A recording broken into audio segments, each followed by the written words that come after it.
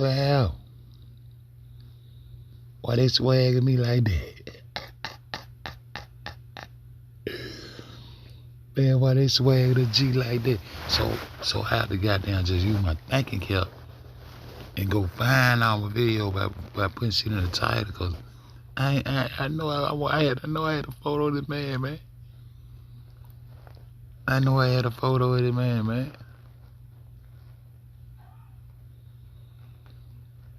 Nigga on the motherfucker, yeah. Let me see, I'm still there. Yo, I'm still there. These folks find that folk, bro.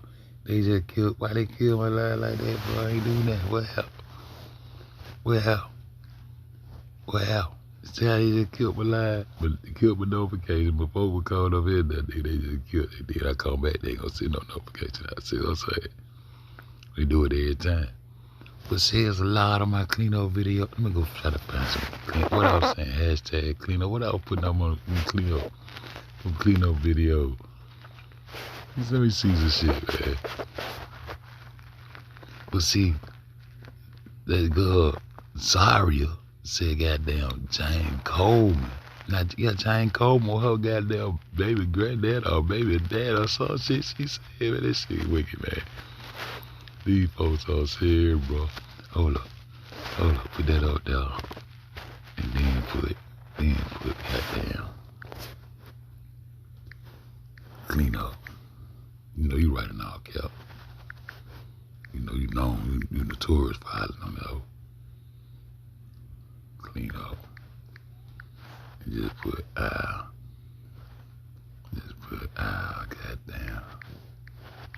Clean up, Damn, 2, 3, 4, 9.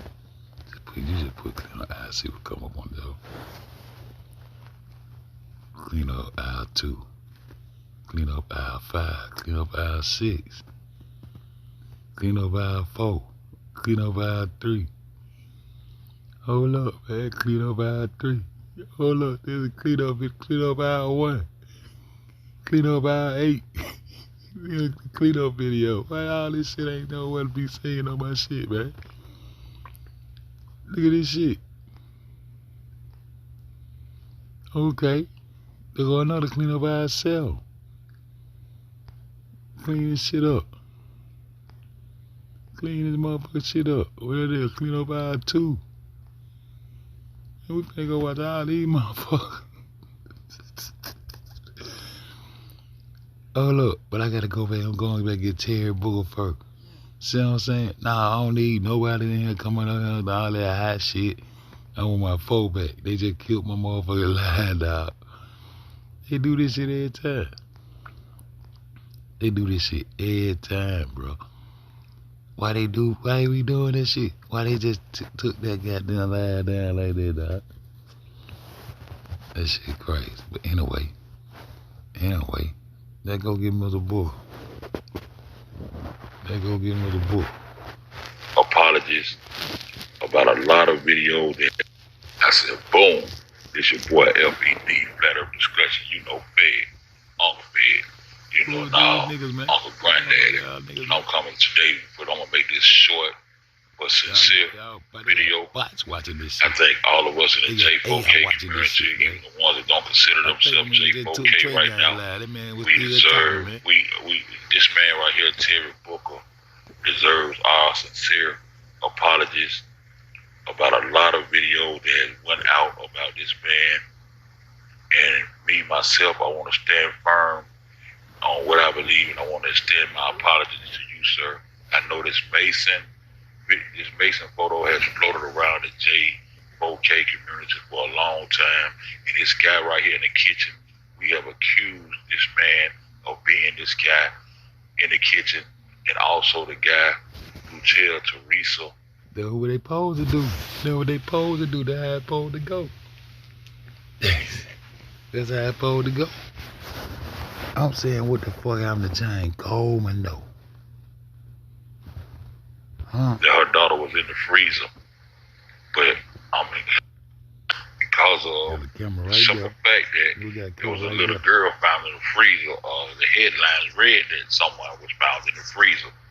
And we came to the case with a lot of emotions. But right now, I like to apologize to Mr. Terry Booker and your family, man. You know, you was attached by way of who?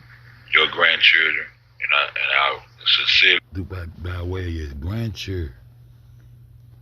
Kaka, send a notification out. You gotta start sending notifications. I just went live, goddamn DD was over this bitch. They just ended the live, man. So somebody just told me, I said, man, let me find Terry Book. Cause all these motherfuckers who, man.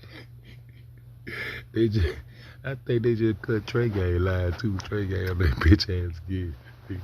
Trey Gang crazy, motherfucker. Real shit. I'm saying.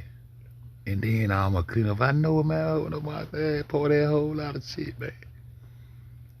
Pour that whole lot of shit. See, got the ID. You remember early back out of this motherfucking about a month ago when I was talking about the IDs. I said, there's 2 of these IDs, y'all. I just gotta go put my thumb on it. I just gotta go put my thumb on them all. You feel? See that what I'm saying? See, Irene worked in the hotel, dog. That's why when motherfucking Zach asked, don't do that. Don't do that. That's why when Zach asked her about them security guards, she fucked up. Just think about it. Zach told her, all these motherfuckers out here wish they could be in your shoes. Be in your shoes, being accused of murdering your motherfucking friend. Now promote my channel. All these motherfuckers guilty as all of them. He motherfucker crazy. Yup, all fed right there by the sandwich with Rob Little by his motherfucker. These motherfuckers crazy, man. So much shit running through my head, man. But see, his wife was connected to them Colemans. And see, Giant Coleman ass was working for a trucking company that deliver medical parts. And I think that nigga was delivering more than medical. Oh, you hear me? And the company he worked for was a motherfucking Irish company. They was Scottish rights all over the wall when I went up in that bitch. They had Selena Gomez's picture all on the wall in that motherfucker. I said, oh, these hoes love Selena up in this motherfucker. Huh?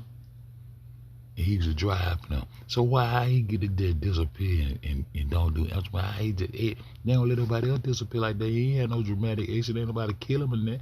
You gotta get, why that nigga ain't gotta die?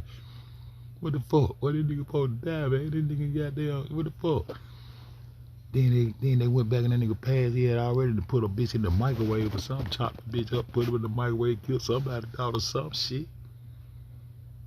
Alleged, everything alleged. Man, what the fuck, goddamn, man? You goddamn ran D them off, man. The D had goddamn Mercedes and a couple more over there. They just chopped the lines straight up off the motherfucker. I ain't got time to keep playing with these folks, man. This shit so crazy, ritual shit. But see, it was supposed to go like this. These the people that this the heads. This they throwing the game. This gonna start the game, right? This the Mason there to him.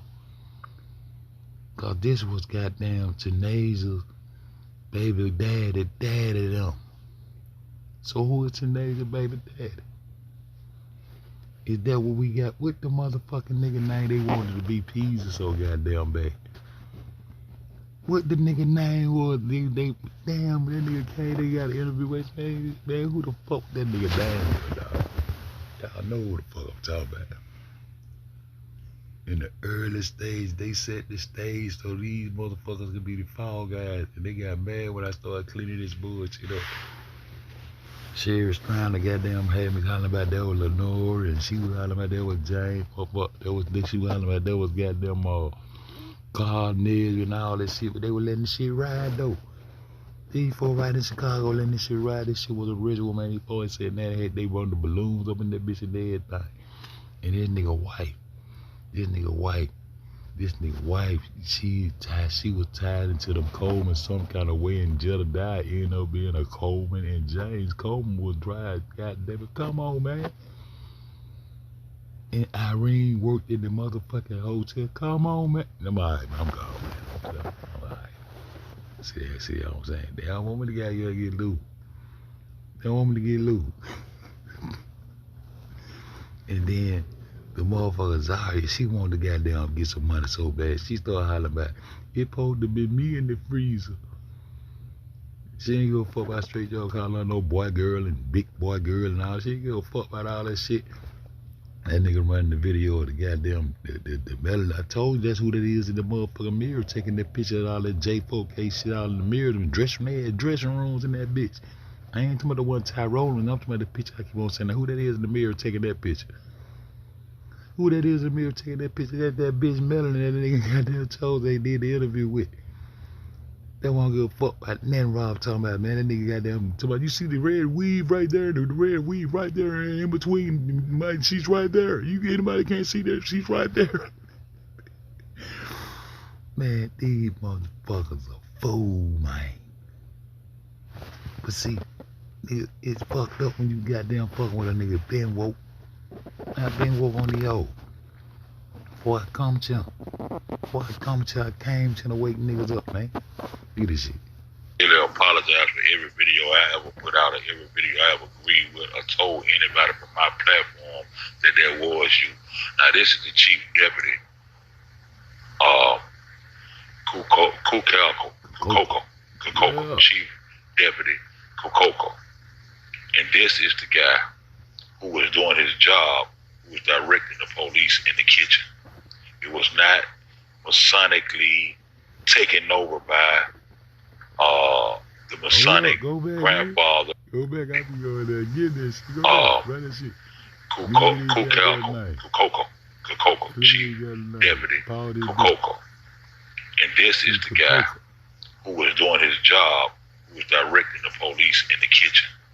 It was not masonically. How y'all can blame a righteous, heavyweight Masonic nigga? He don't say shit. That's Kevin Kukoko. Where the rest of the motherfuckers at?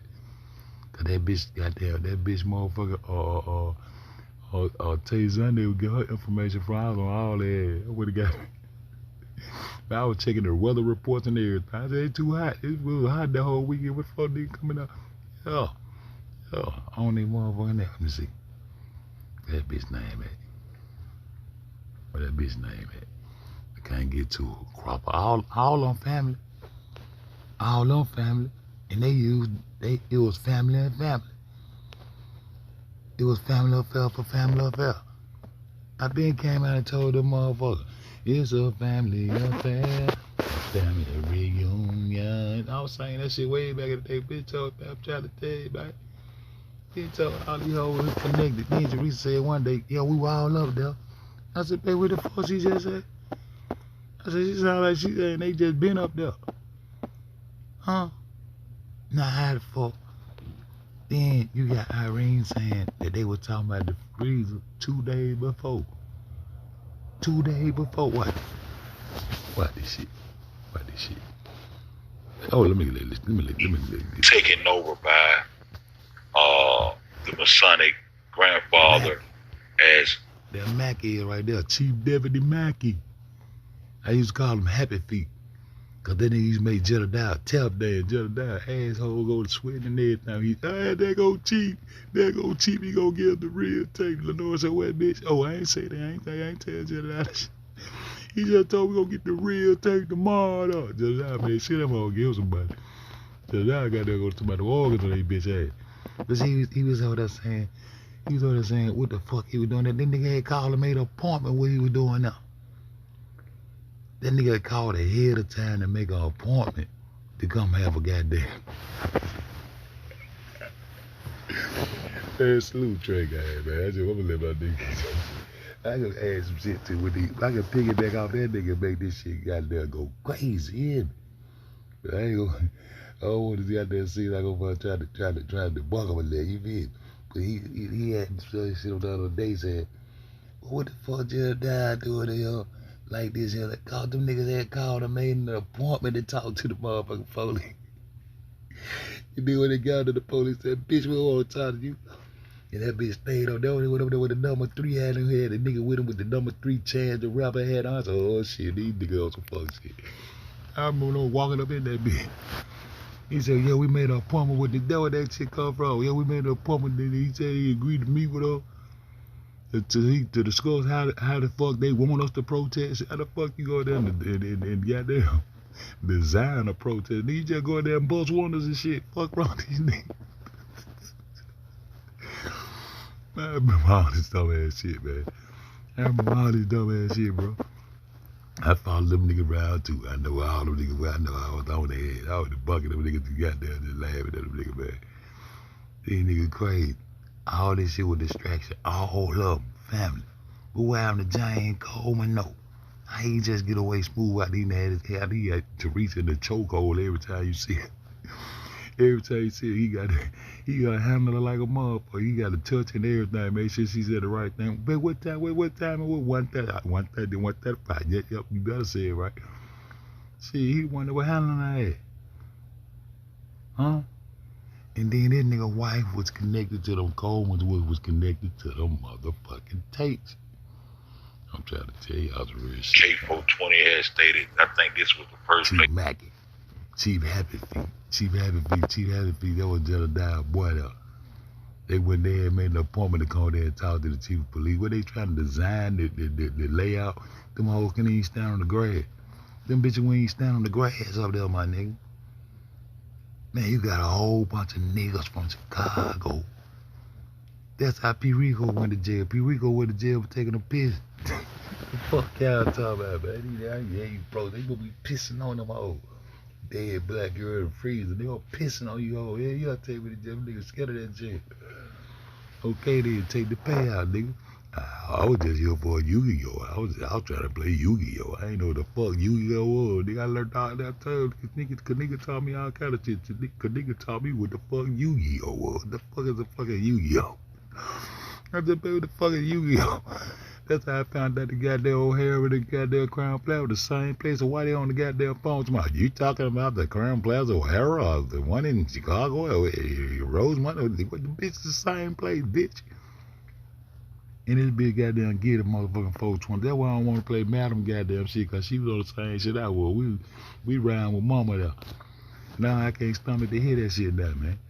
But she had the video with them goddamn IDs, my nigga. And she was saying I did my part. Her part was to goddamn keep a nigga in that room on that goddamn bed.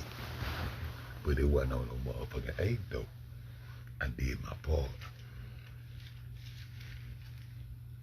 And hold up. Why did?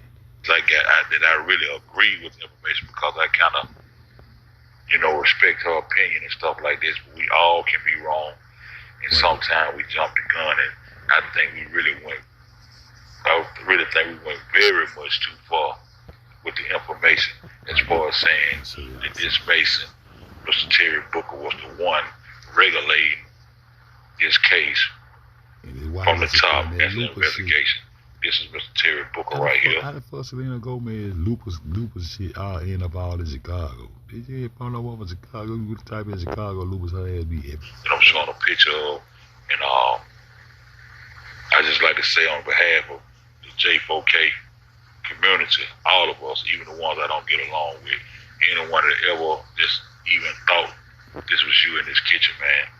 I just want to extend an apology from the J4K community, and we're trying to get it right, man. We're going backtracking now. We're going to we're going to do our best. We're going to do what's right. We always going to do what's right. But as you can see, the similarities, but there's no excuse.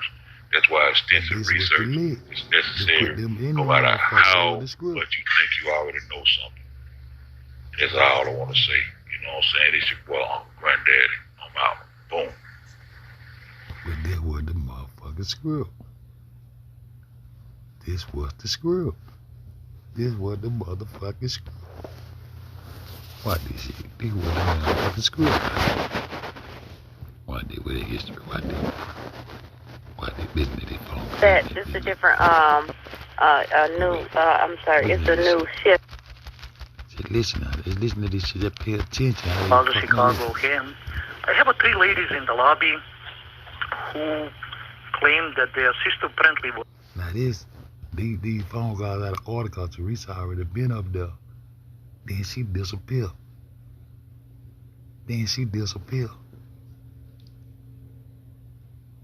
She came up there, sat in the parking lot, made another video to her. If you see me, dog, then she disappeared. She get a motherfucker 24 hours. He said, well, how long would it take how long I have to wait before I can put in a missing person report? That nigga said, you can put the report in anytime. She said, well, I give you 24 hours. Fuck it. I just give you 24 hours, I'll be back. If I can make it out here, because you know I just have a teeth to cut off, but I'll be back 24 hours. But they don't wait 24 hours. Because I remember distinctly, she said, as I was coming into the house, Lenora and two of her friends was leaving out of the house. But the 24 hours was to make it be the 36 to go along with the 12 hours they already looking for. It already been 12 hours.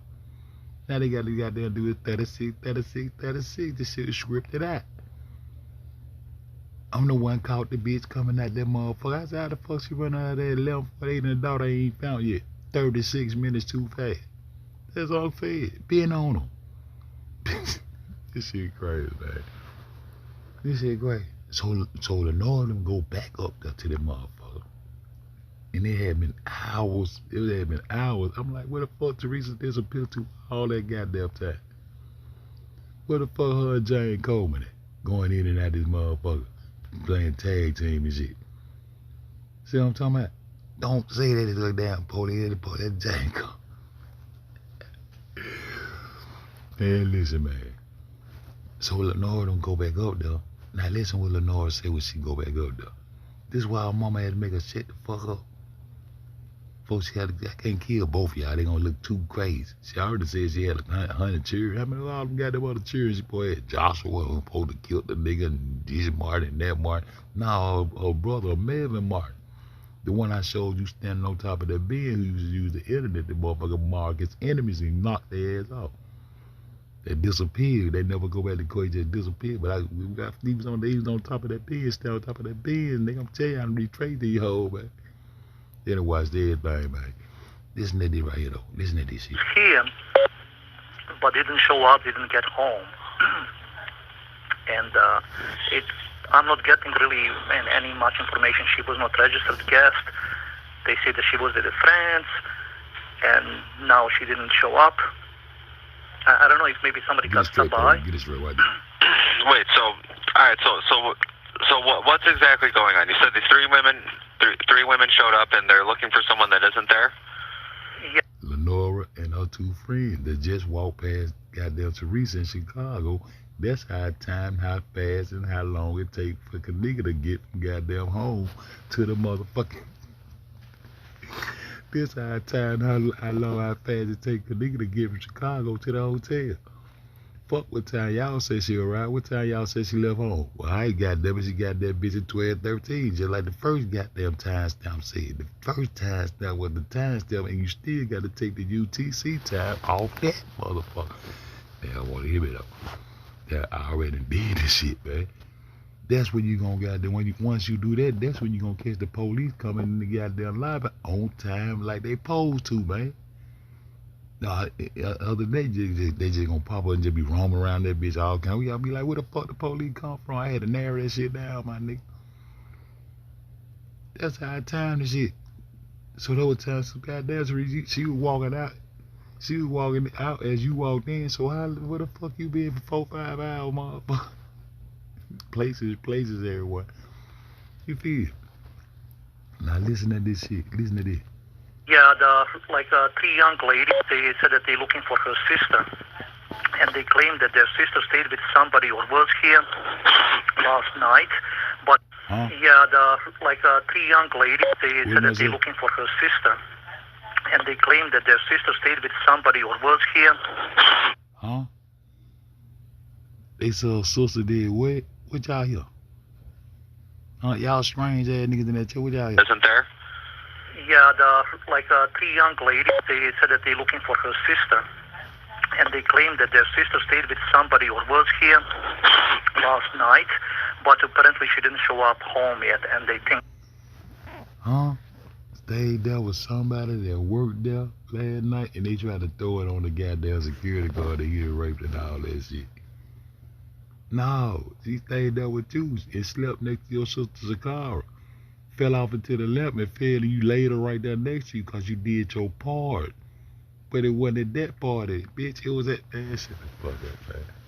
Did y'all hear what the man? Did y'all hear what Lenora said when she went up there? She said her sister stayed up there with somebody that worked in that bitch. She said her sister stayed up there with somebody that worked in that bitch. Let me turn the volume. Think that she got lost or something. I don't know what it is. So that bitch won't go up. Yeah. She said her sister stayed up there with somebody that worked in that bitch. And then when Irene said, I did my part. They let her sleep her drunk off. Huh? Who worked there? Try to throw it off on all them other employees. Motherfucker, you the employee. That's why they try to start showing her with the white shirt with the black tie. Shit, but she worked at a goddamn grocery store. Nah, that's the same uniform the bitch got working the kitchen down there at the goddamn Crown Plaza. Y'all been up there selling pussy. Huh? Huh? Fucking with my ring. Huh? Bree coming down the hall with, I was my light skinned Bree coming down the hall with a ring. Huh?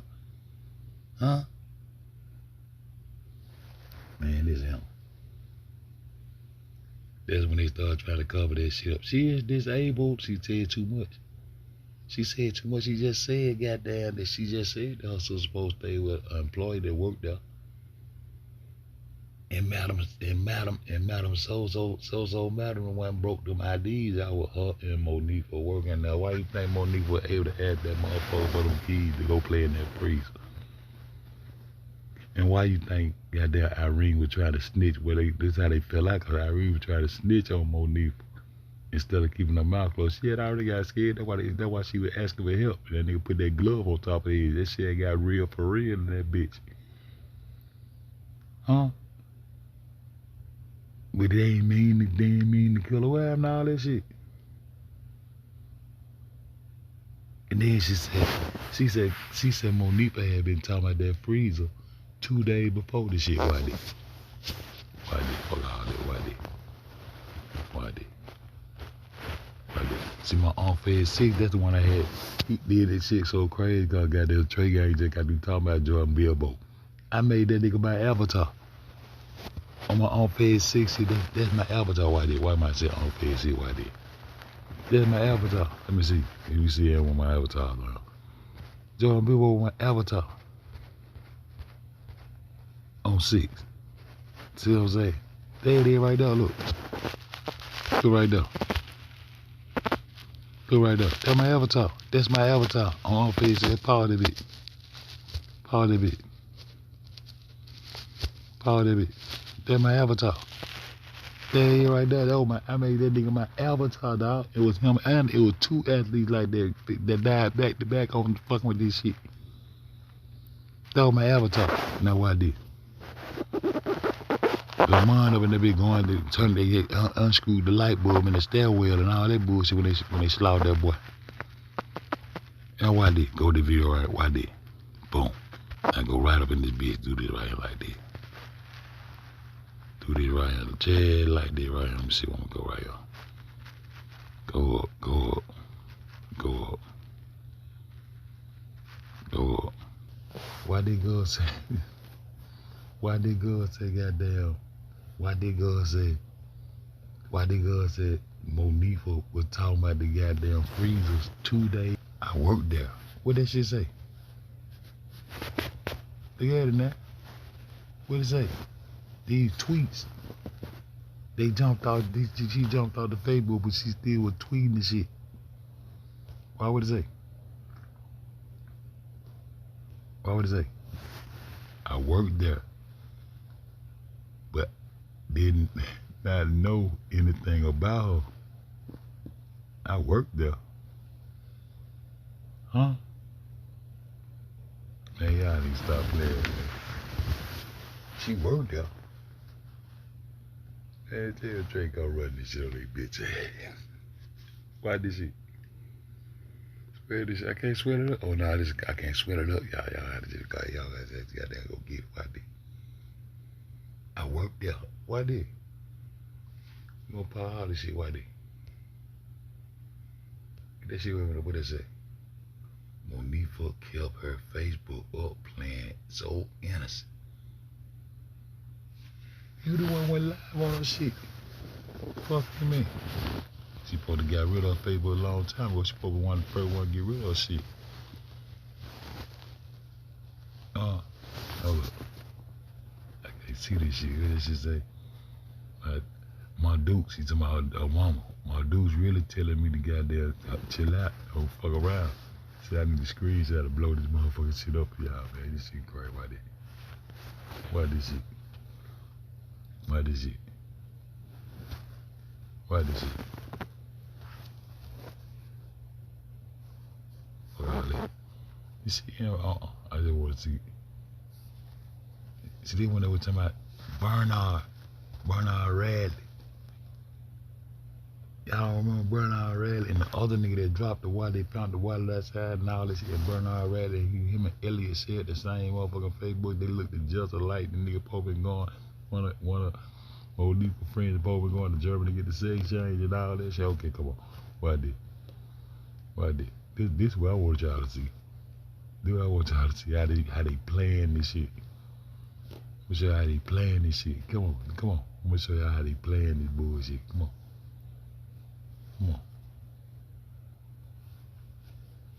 What? The nigga got raped and how drunk she was, how far she was kill her. We all had to hide her body. We all had to hide her body because that nigga told y'all to put that body in the freezer and all y'all loyal to the hotel and that was your job, bitch. You worked there, bitch. Well, then she popped back out with you on November 15th. That's the only thing got me fucked up. I just want that baby alive. Why did? This is what I want. Boom, I did. Hold up. Why this shit, what this say? Bernard didn't do it on purpose. He ain't do it on purpose. Had to get off Facebook. Everybody was coming for my arm for all that. Trying to get it closed. And I needed clothes. And I needed to confess nobody. Why you took your dumb ass? See, one thing Irene said at the beginning of this shit, the trick to being smart is knowing when to play dumb. That's why she played dumb, went all the way down to the wrong police precinct. And hear her mama talking about, if they ask me, I was with you, motherfucker, this shit. I did. Y'all let up out them shade. Can't let up out them shade. Now come on. I just want y'all to see one thing about this shit. Come on, why did? Where that shit at? Why did? That's what I want to see right there. Matter of fact, we're gonna screenshot that bitch. You know how we do this shit live. Clout. Grab that. Alright, grab that. We gonna power this bitch. That's what I want y'all to see. We gonna power this right there. Bang. Go right over here and get that bitch. We gonna go right over here and get that bitch. Wow. We gonna power it. Wow. Go right there and get that bitch. Them 2 days before. What?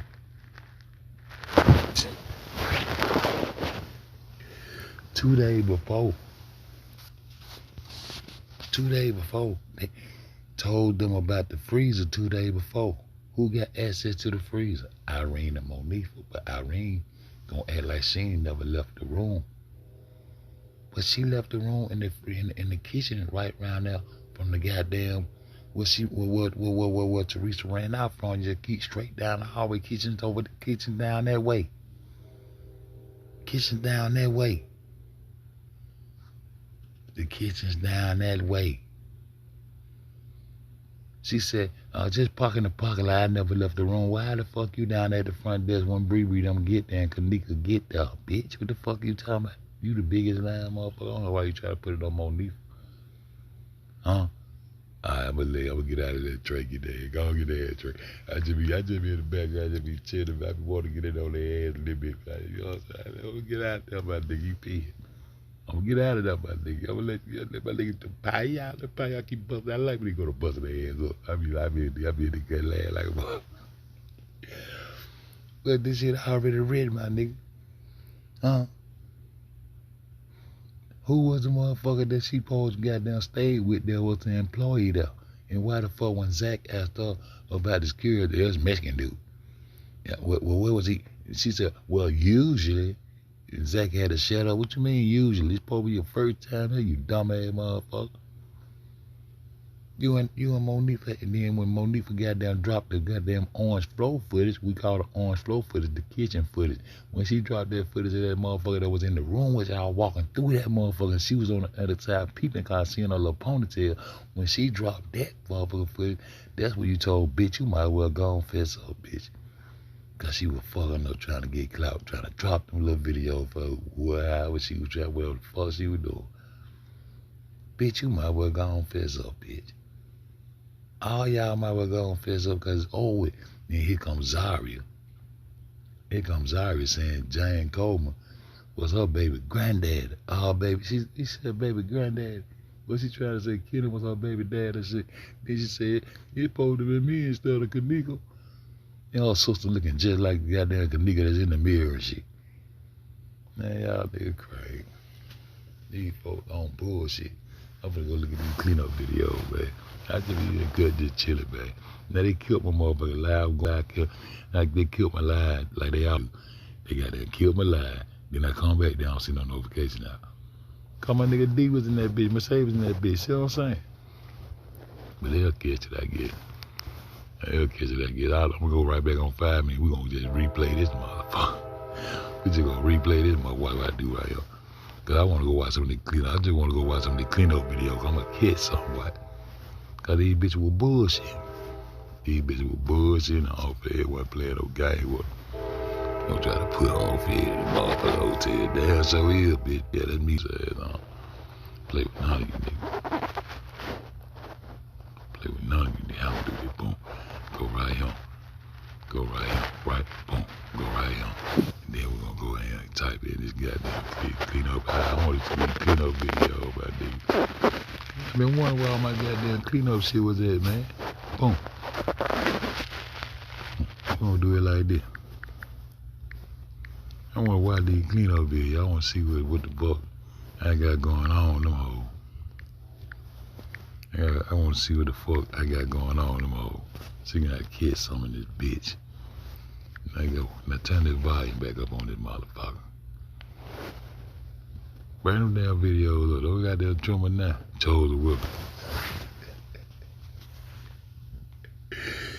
These folks already cloned this nigga, man. I told the nigga I had no goddamn people. What's up, Stephen Hart? Stephen Hart in the beard. They already cloned this nigga. Oh, goddamn. Check it out, man. You dealing with the duality. You dealing with these twins. The nigga was tripping because the nigga that goddamn died in the motherfucker out there in the desert in Nevada and shit.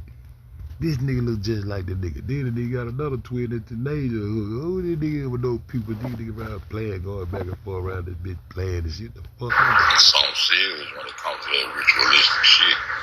But I'm just showing y'all this guy choking whipping, man. He the author of a Hollywood tragedy. Y'all should go check him out. You know what I'm saying? See right here, this is Twitter shit. It says Chosen Wilkins twin. And I just be wondering, man, who the fuck this nigga twin is? I ain't write that shit, y'all. This shit come out. This shit can't find anything I'm not but it says Chosen Wilkins twin. You know, it seems like we got a whole lot of twins running around. So, it is what it is. Some German shit, this some Hitler shit, what the fuck? This one goddamn Donald Trump, 9/11 dictating that bullshit, yo. Guys, man, keep your mind open to receive it when you see it. You know what I'm talking about? And the truth don't need. And the other nigga, right? That's just, hey man, I just fuck with that nigga. That nigga talk too much old pussy. He look, clean up what hour is it? Hour 5. Look, clean up hour 5, man. Nigga see what's going on. Clean this shit up. They clean up our 5 around this bitch. And it's the woman. Hey, Stephen Hart, don't you remember, goddamn, it was said the goddamn Irene worked, the Irene and Monique were working in that hotel. That's how they had access to get the key. How the fuck you just ask security, hey, let me get the key to the freezer and shit. Y'all got to be the bit number 4. Y'all do it too, but y'all get half these hoes. Y'all there sucking dick, smoking crack, everything in this motherfucker. I had to call Ardisha in the goddamn shade, smoking crack and everything. Got me thinking that nigga smoking crack. Bitch, that's that bitch out there, that bitch. Sit on the side of this bitch. on everything. And this bitch, this Catherine girl here, this is Catherine. Yeah, from the cookie kids and shit, the cookies and all this and shit. All these folks family, man, big family, man. See, Stephen, I remember that shit. Granddad, if you can't understand what I'm saying, I'm sorry, I can't help it. Just be me, you did. But we gonna goddamn get Irene Roberts, Irene Catherine, whatever that. That girl asked for some help for real. She was geeking that bitch. Motherfucker said help. She said it twice. She tried to lean that bitch in that shit the second time. Mike might call that like, bitch, don't play. You know how this shit go. Hey, well, you finna learn how this shit go. Yeah, we finna shave some heads and all kind of shit. You ain't gonna be trying to figure out what the hell do it is and all kind of shit. Try to put some goddamn jumper cables on the girl. See?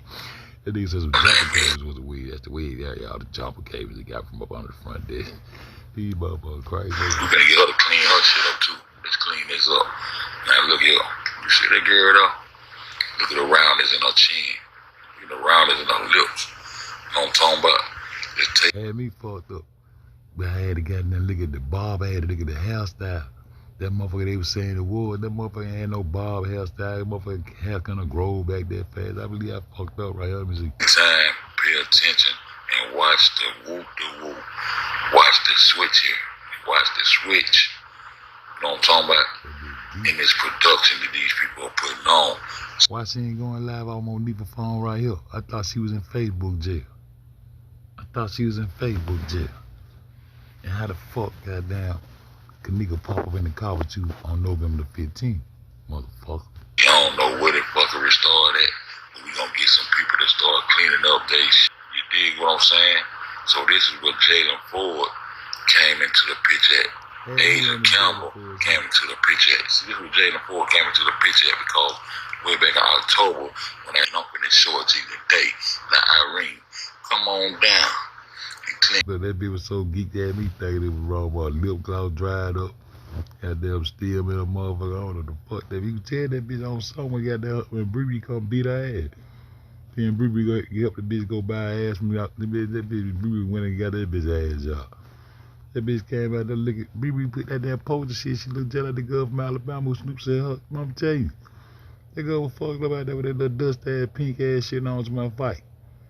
Bitch, what the fuck you been doing for the last few months, bitch? You done got.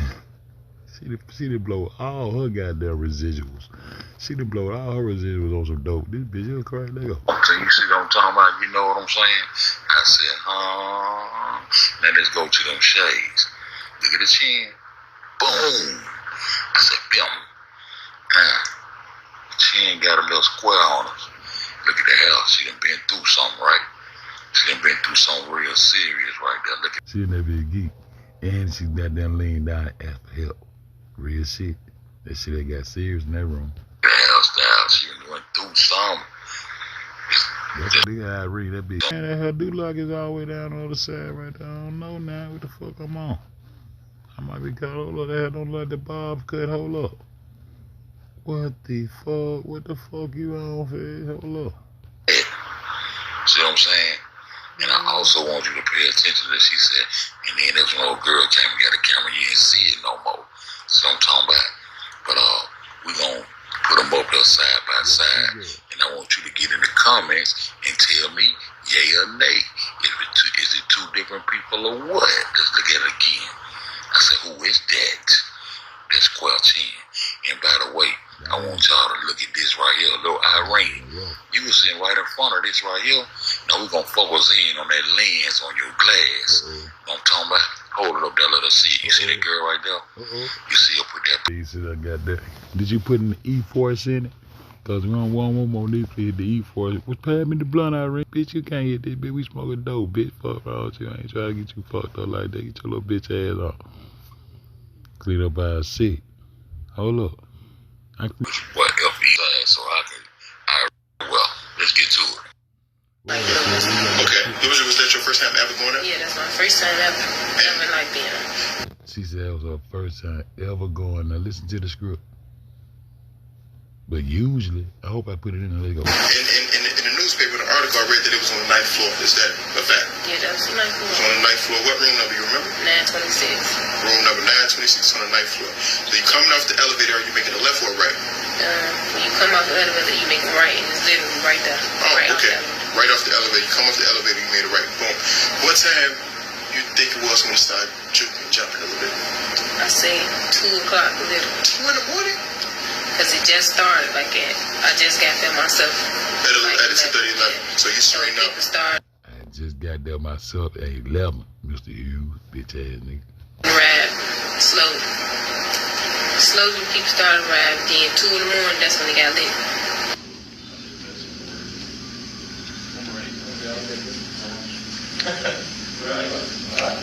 So you coming off the elevator, are you making a left or a right?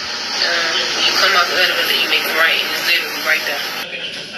She came, boom. Now tell us about them trainings. Because you put the flyer on Facebook via Facebook. Yeah, and people bringing friends and friends. So. Okay, and y'all from the west side of Chicago, right? Mm-hmm. Around what area? Jackson West. Where the T's at? Yeah. Shout out to the T's. I did a video before the T's over there. Okay, so y'all yeah, shout out to the 11th floor Jalen Fords over there. And as you see, it's 2 elevators on each side of the hall. So what's up with this crazy question? Which way you go off when you get off the elevator? It depends on left or right, depends on which damn elevator you get off of. But like I said, man, the truth don't need no help. And I'm coming. Fuck this shit. Hey, yo, boom, this your D3G deception. That nigga bed, on bed. You know what I'm talking about? Uncle Granddaddy. We need the whole Rosemont production team to come clean this one. I thought I was supposed to be at work at 8 o'clock. Man, that shit said call dispatch at 8 o'clock.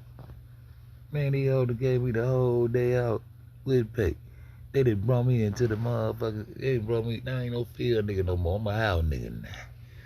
I'm gonna go and get slayed out. I use that Capital One credit card too, Mama. It's popular. I can't beat these motherfuckers. Goddamn slayed out. Let's go. I might put this one on Maya. See, they want to say Maya had the phone. I might put this one on Maya. Come clean it up, Maya.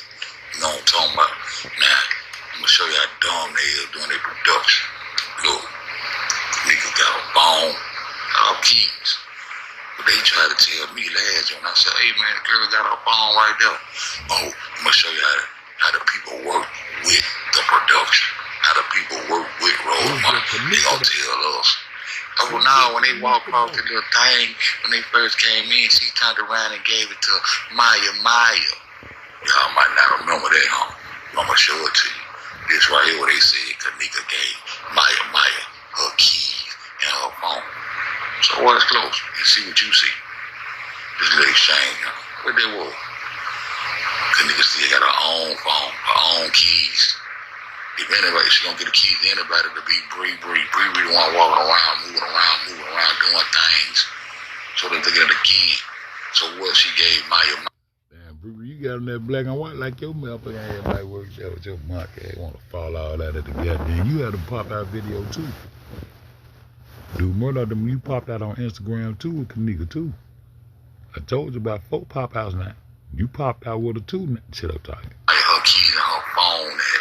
Yeah, let's clean it up. And for the person who said that last year, you know who you is. You know you changed the narrative when I said she had a phone. You gonna turn around and say she gave it to Maya when they walked across the little whoop-de-whoop. Was you an infiltrator way back then? But I ain't. You can't find you. They want how they right there get up out the files, y'all.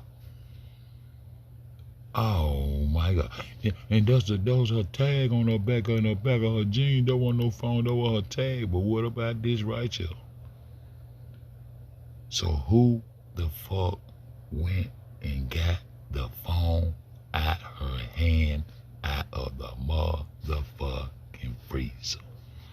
And how did the fuck Lenora come up with the motion camera? See, that camera that was above the freezer was a motion camera. Why Teresa gave up on it? She was bought. Got the case started and she said she would not be bought and she wanted to see that motherfucking, that camera that was right above that freezer. Then she changed the location on that motherfucker.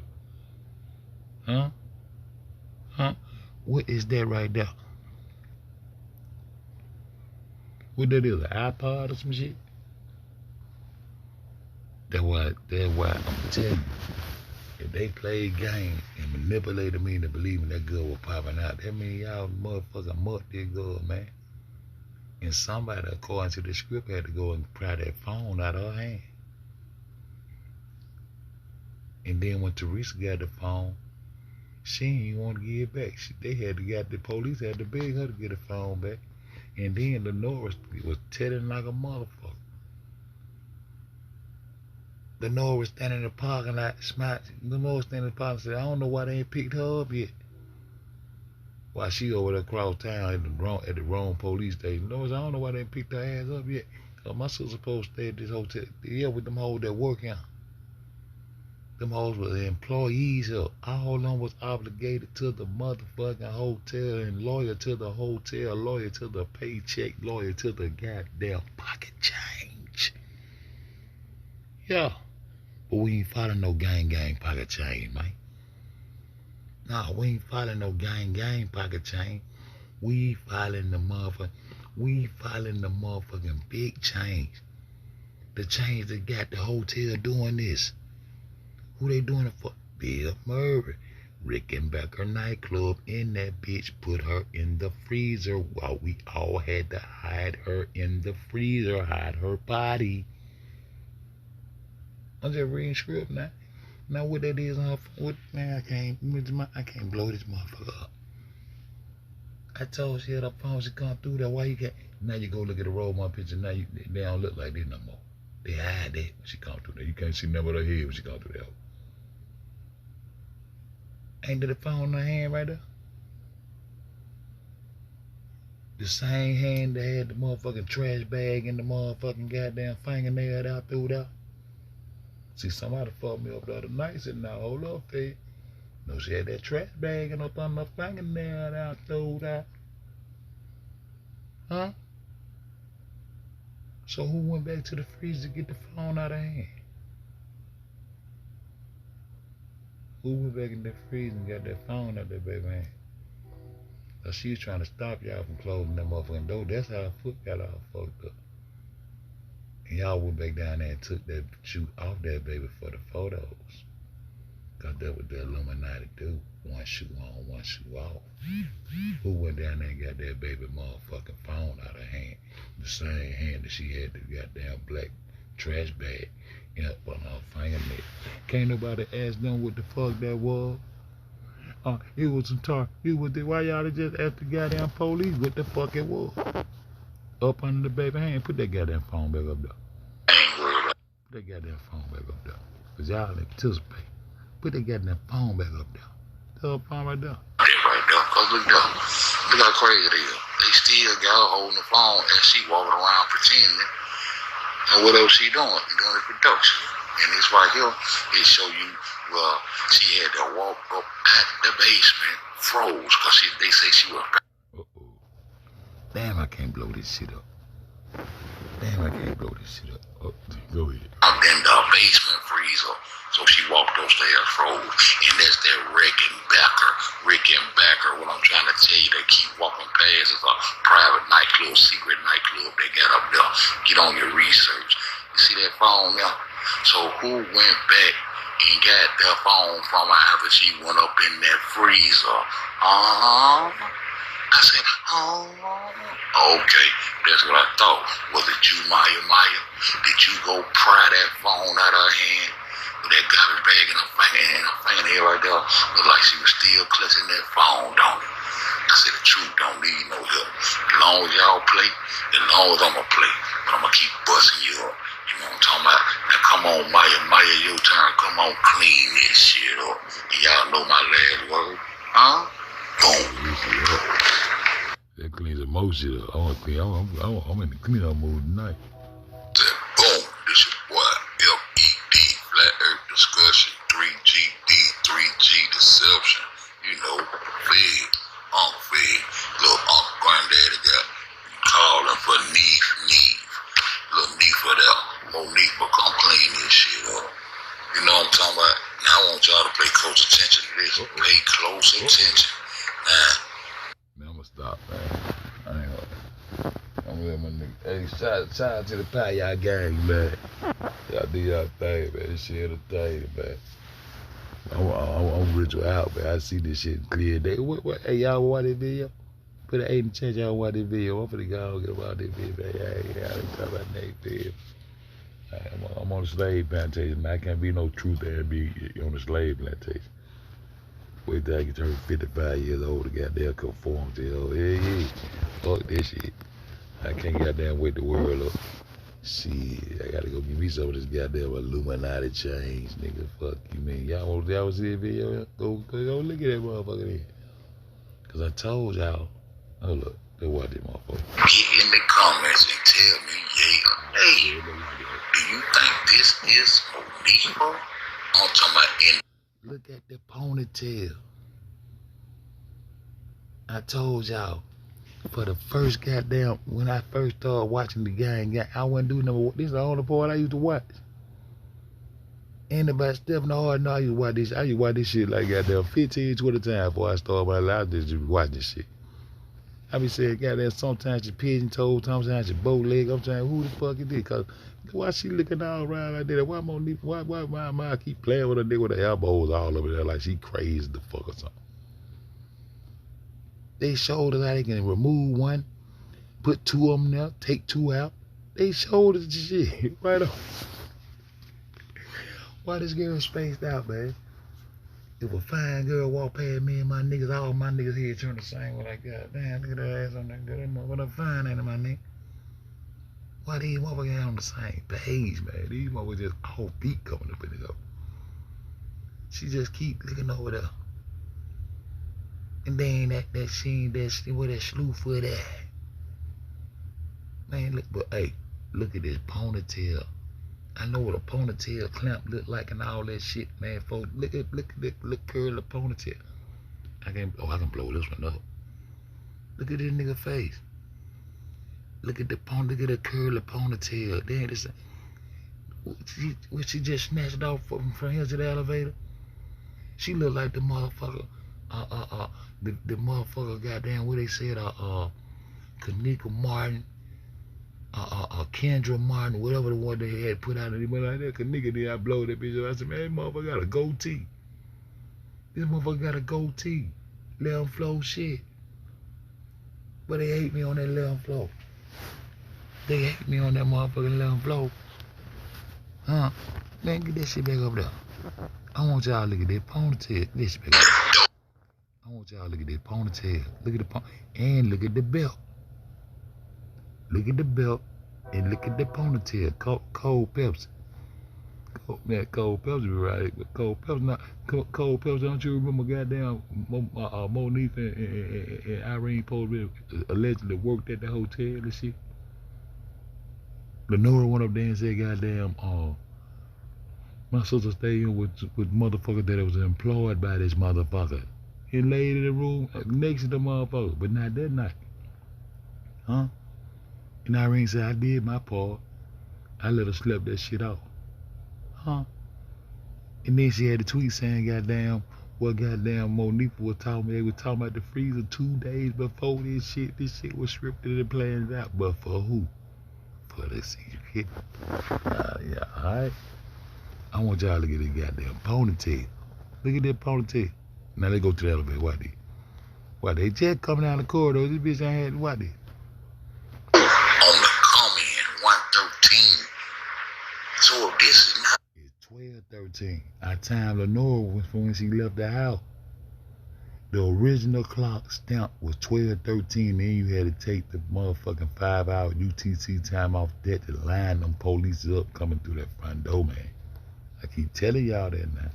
Monifa.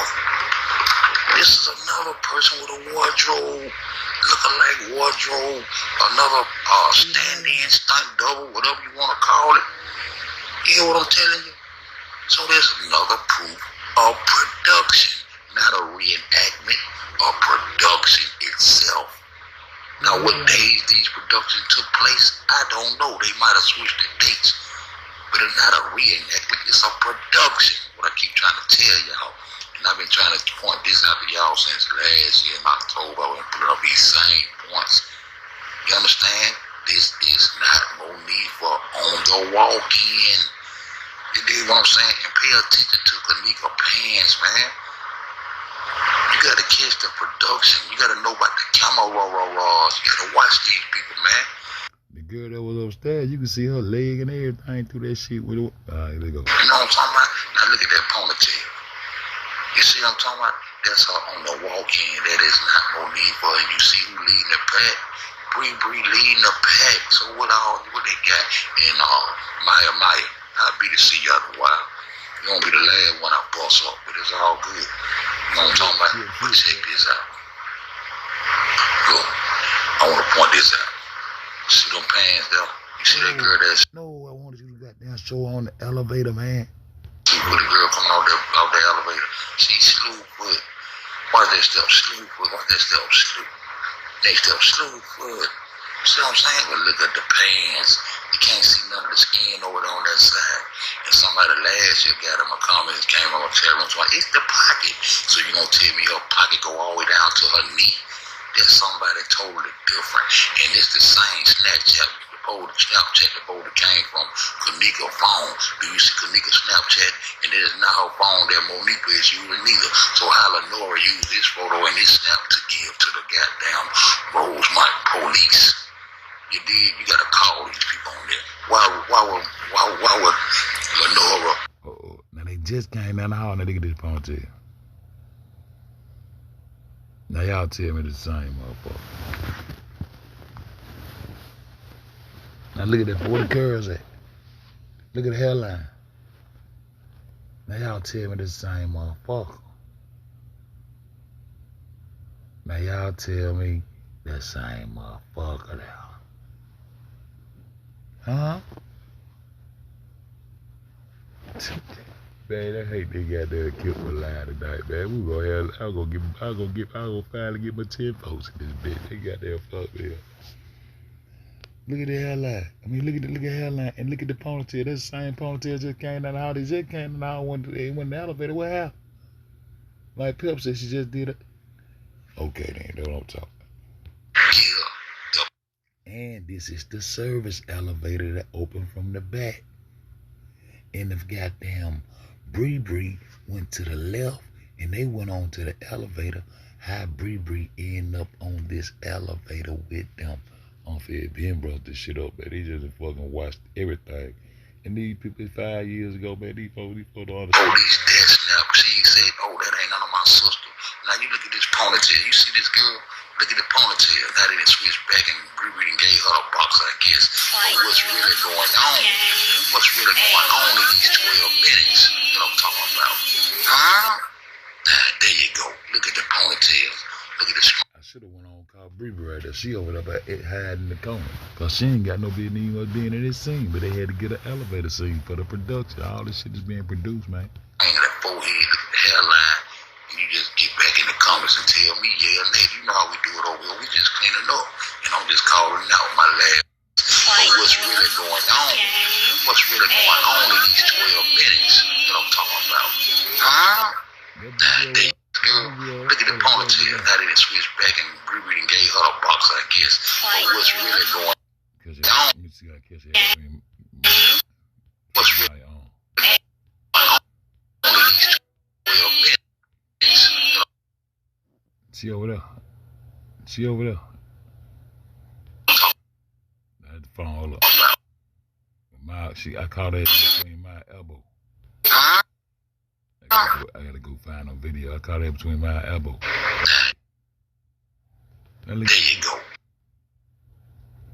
Look at this shit. Look at this shit. Huh? Production at its finest. I don't think gonna get that camera raw every time, nigga. Look at this shit. Huh? Man, fuck out of here, man. One lie I gotta tell another lie, man. What I gotta do? Read the Bible scriptures and this shit, man, nigga. Look at the ponytail. Look at the string of that forehead. Look at the hairline. And you just get back in the comments and tell me, yeah, nigga, you know how we do it over here. We just cleaning up. And I'm just calling out my last word. Boom. How the fuck they keep dressing out? See, that's how Nick got about that bitch in that white girl clothes, man. Nick came about that bitch in that white girl clothes, man. You know, I've been tracking these people, man, watching these people for a long time. And, you understand me? So pay close attention. Okay, here she go coming in. You know what I'm saying? Her, the other little black girl, and the white girl, which I rolling in, is so-called peasy. I have questions about that. But look how she walking. What's up with that? Now that was her left leg. That's Cold Pepsi. What was the nigga name? Charles Dorsey. That's what I'm trying to think about her. They had Charles Dorsey up in the motherfucker. They kept putting them folks in there on purpose, man. Cause it was to throw everybody onto the gang and not to own that motherfucking kidney and that Rickenbacker and that motherfucking mobile lab what they got on with.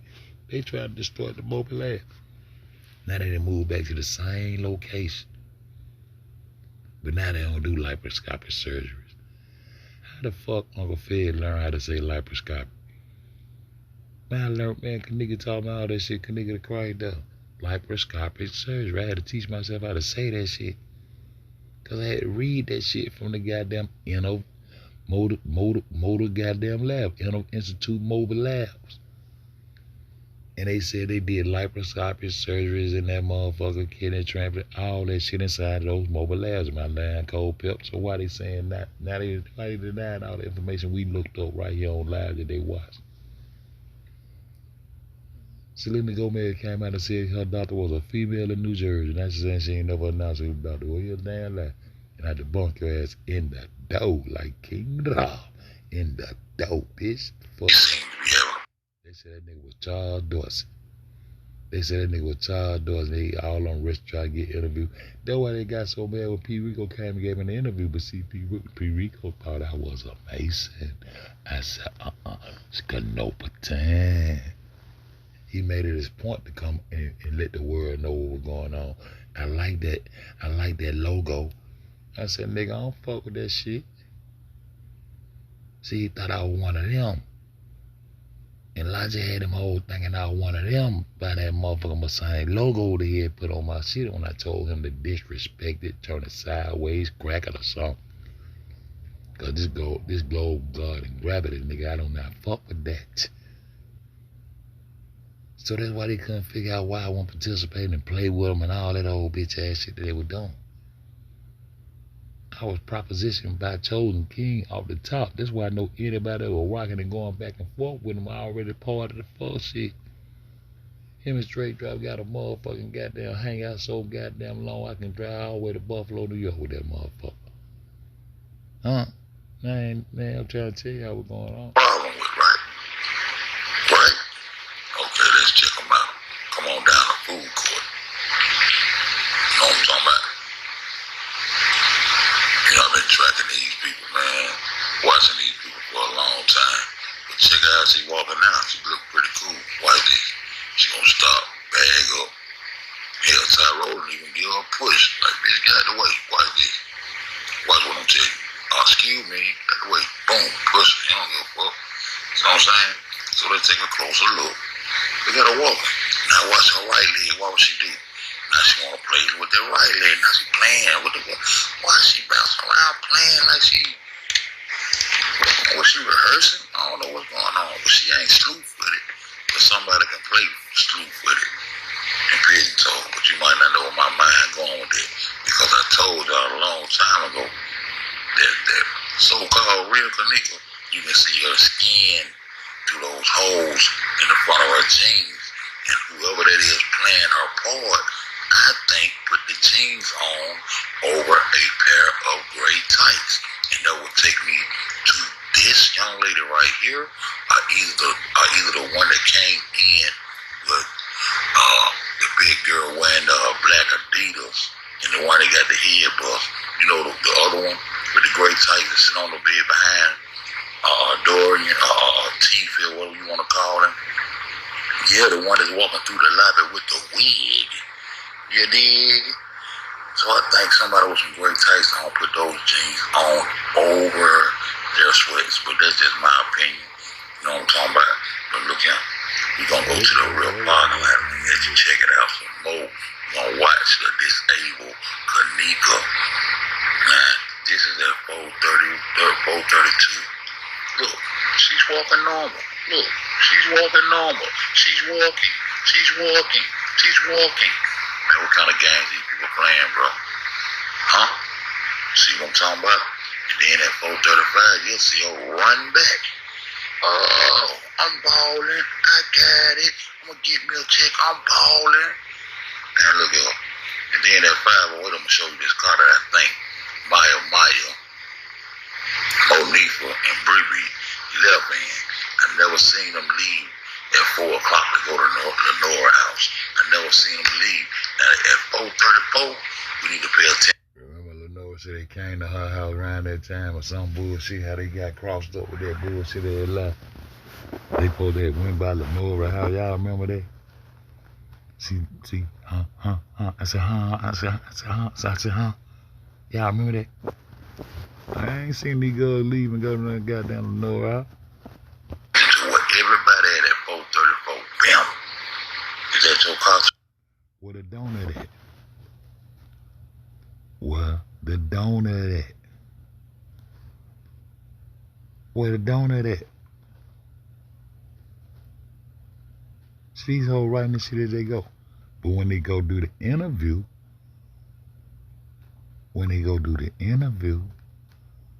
it's the donut out there on the, where the donut at? The same thing. The car right there, the hook up. Where the donut at? I don't hear nobody. I said, where the fuck the donut at?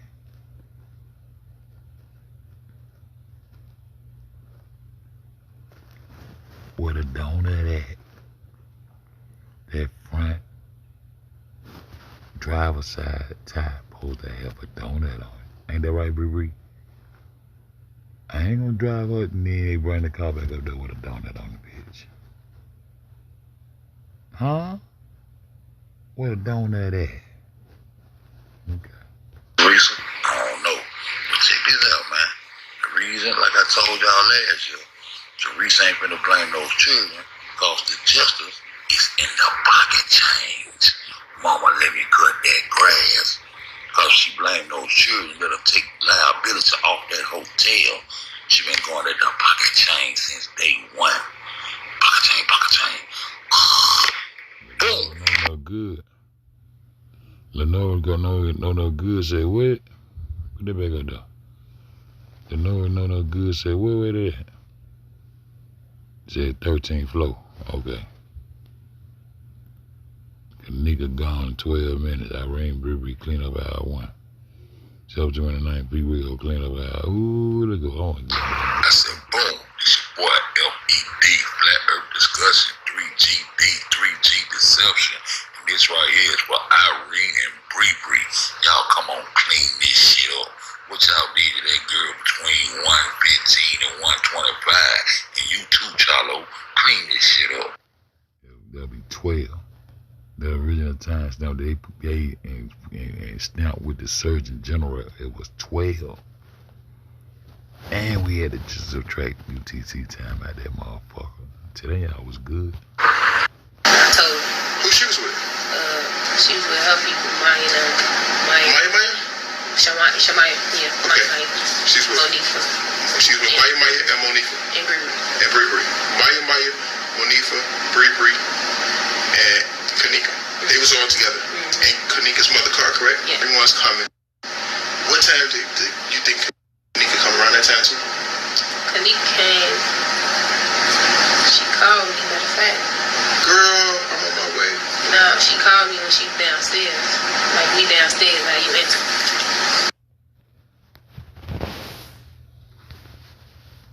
I thought you didn't ever go downstairs. I went out to get some blunts and stems and all that shit too. And you came back and talked to the lady in the pink while you act like you ain't know nothing about the lady in the pink too. But you know your famous quote. The trick to being smart is goddamn knowing when to play dumb. And that's what you did. You played the dumb role like a motherfucker. So little smart ass. She called me, matter of fact. Girl, I'm on my way. No, she called me when she was downstairs. I thought how goddamn she supposed to just been sitting in the room and she ain't moving and parking the parking lot and she never moved and all that shit. That should go right there. And why she ain't on the elevator going back up the elevator with them? Bree made it to the elevator. Stairs. Like we downstairs, how you enter. First of all, let me reiterate that little girl coming in there right now is not slew-footed. Her left foot is damn near pigeon-toed. You dig what I'm saying? And the one come out the elevator, they fake break with a 325, slew-footed than a fool. You dig what I'm saying? Kenneka came. She called me, matter of fact. Girl, I'm on my way. Nah, she called me when she was downstairs. Like we downstairs, how you enter. And I've been trying to figure your boy out for a minute. I can't really figure him out. I want to keep him in this goddamn video. You know what I'm saying? They're doing too much running and playing at the time of production. You know what I'm talking about? At the time of production. You know what I'm saying? So, let's just peep him out, see what he do. And, Mr. Production himself out there at the door. I was trying to look at this lady and see if this lady might be pregnant. Why didn't it, yeah?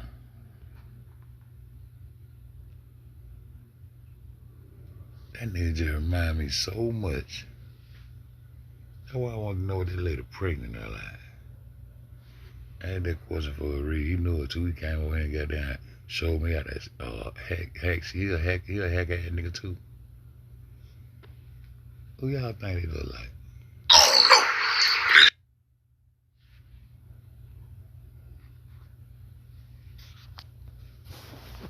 What that nigga look like, man? Nigga like Gilly the Kid. Don't that nigga look like, man?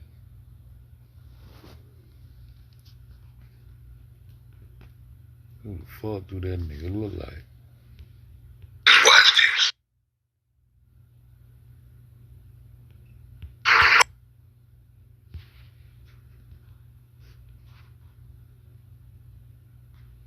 Who the fuck do that nigga look like? Alright then. I ain't gonna say nothing about the third production. Who we have here? It's on y'all, man. You know what I'm saying? Holla at your boy, Mr. Production. You know what I'm saying? It is what it is. Let's get up all that. Kenneka came. She called me, matter of fact. Girl, I'm on my way. Nah, she called me when she was downstairs. Like we downstairs, how you enter. Pay attention. 115, Irene and Charlo. And let me remind you what these two was doing on the day of Kenneka's funeral.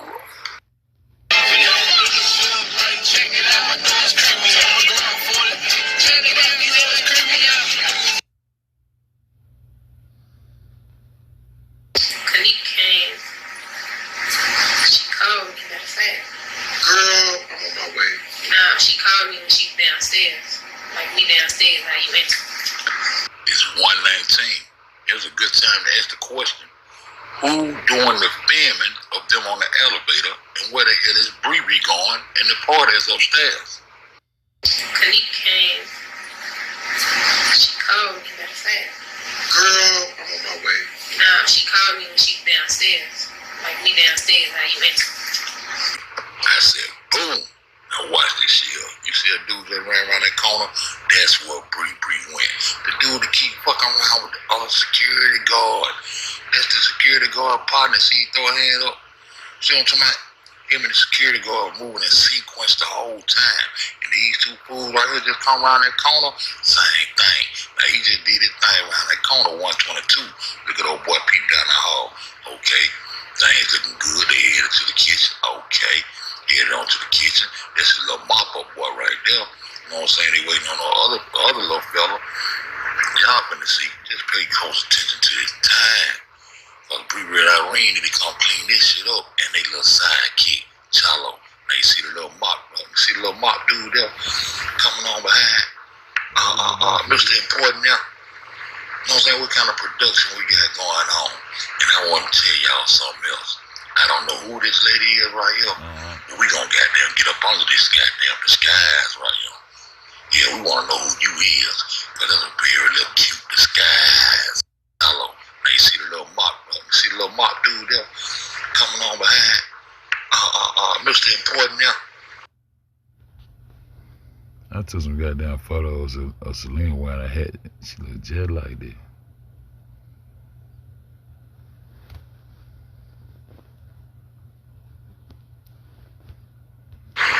What kind of production we got going on. And I want to tell y'all something else. I don't know who this lady is right here, but we gonna goddamn get up under this goddamn disguise right here. Yeah, we want to know who you is, because that's a very little cute disguise. That's a disguise. Nobody goddamn crazy right here. You know what I'm saying? So, y'all can help me figure out who that is up under that little disguise. The show be goddamn appreciated. And what this dude coming back, going to again, going to, coming back, going to. You know, somebody, the one Irene come running in behind. You know, somebody, the one just ran out again. What is he doing? That's why I told him to keep that camera on. Might be riding around with a tripod or something. I don't know what's going on with this dude right here, man. But let's just keep it rolling and see what we come up with. You dig what I'm saying? I know what's about to happen. Oh, Bree, about to pop up around that corner where she met that little dude in the black sweatsuit that's cool with the other security guard. 125. They just got there at 113. 114. Look at Nico. My Nico. You dig what I'm saying? So what Irene doing all downstairs again? Oh, man. Now let's go see what's going on the other side of that wall at 125. Down the hallway. Let's just figure it out. That's 125. 26, 27, 28, 29, 30, all the leaves clock. 125, 32. Now, is this a motherfucking coinky or is it a coinky? I told y'all last year, Kenneka never seen a party. Me and my people ain't coming upstairs. Huh? Who that is filming on the elevator, I asked you? Why all of them ain't just go up the elevator and go to the party? Irene just said they called when they were downstairs. And what did you do? You ran your head downstairs and got in cahoots with the people that worked there. Huh? What kind of production y'all got on? Or are y'all really murderers? Won't you just come out and tell the world that you're psyoping and trying to do what you call where you live at, clout chase? Or we gonna keep on portraying this to be part of murder. That's what we gonna do for you. Now it's 126. They bringing somebody, alleged body, through here on this cart. 12:26. And then you say 11, 10, 9, 8, 7. And that'll be 7 o'clock at night. I keep trying to tell y'all what's going on. You dig what I'm saying? So when y'all gonna come clean, huh? See, cause I got some more for you. The reason old girl Jack had her jacket off, Mr. Mike in my comments, the reason she had her jacket off, because she had to load up. And one time they load up, they just knock them out right now. But the mobile lab pulled up and it was time to load up. And they rolled out of there at 325. You dig what I'm saying? Ain't this the same little mop dude that was up in the front rushing back to get back down here to follow that body up through this kitchen? I'm gonna let you know why she ain't had no damn jacket on.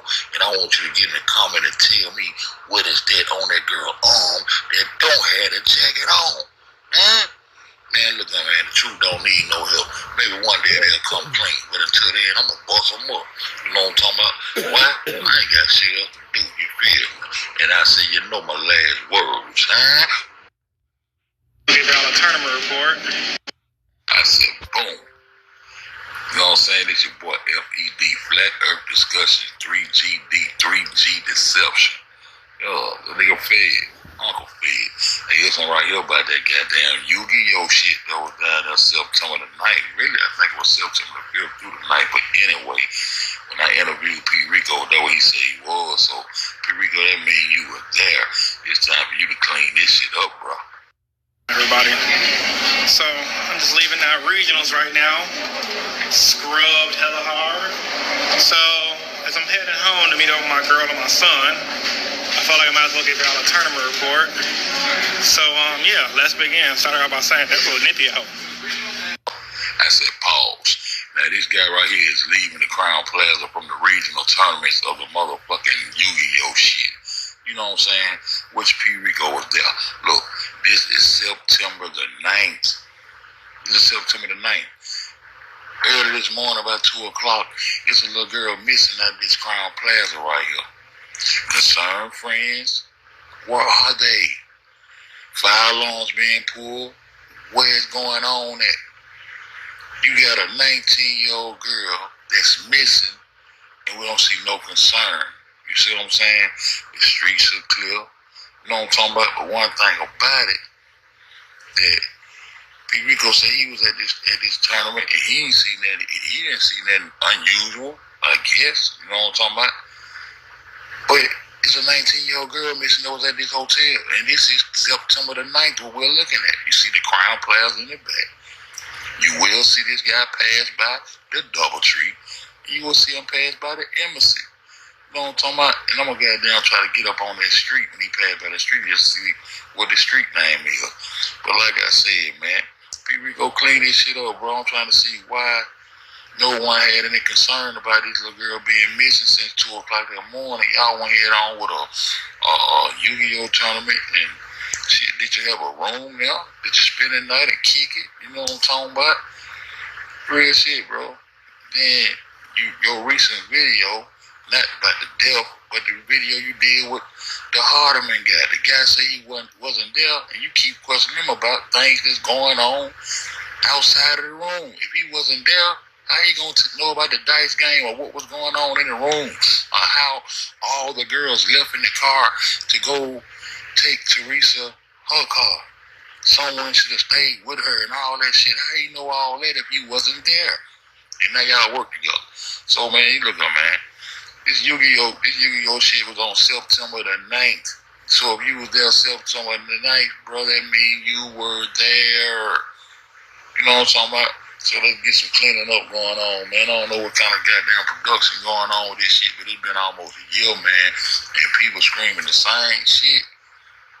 I know we can dig a little deeper than what we digging, and I know you was one of the people that was saying organs when I was saying organs. You know what I'm saying? They got a DoubleTree right there. But my thing is, why we don't see no people seeming concerned, not just the hotel people. Where's all the family members at? Where's all the friends at that know this girl is missing? Oh, I know. Maybe this shit had already took place and it's not a reenactment. They just showing us the footage of what happened. You know what I'm saying? From the 5th, the 6th, and the 7th. Huh? Because ain't nobody gonna come back to no scene of no crime and reenact shit for no one. Ain't no fucking reenactment. We seeing exactly what happened. You dig what I'm saying? We seeing exactly what happened. But on which date? You understand me? And with that being said, man, I'm gonna ball on out. And at the end of this, I'm gonna put up here the ritualistic dates, satanic dates for rituals at the end of this video. And you can see it for yourself. You dig what I'm saying? And you know my last words. Boom. Hey, yo, P. Rico, clean this shit up with me, man. You dig what I'm saying? Boom. Hey, yo, no. I've been telling y'all gotta let this ritual take place. Know that Irene's birthday was on the 5th. So you see from the 5th to the 7th, it's marriage to the beast, Satan, or Saturn. You know you gotta get a little off into that shit. 9/17, that's the Hitler's serenaded birthday. Then look, 9/7, you have motherfucking the feast of the beast. They had to feed that beast, my nigga, on the 7th. You dig what I'm saying? But y'all do what you do, man. My last words is boom.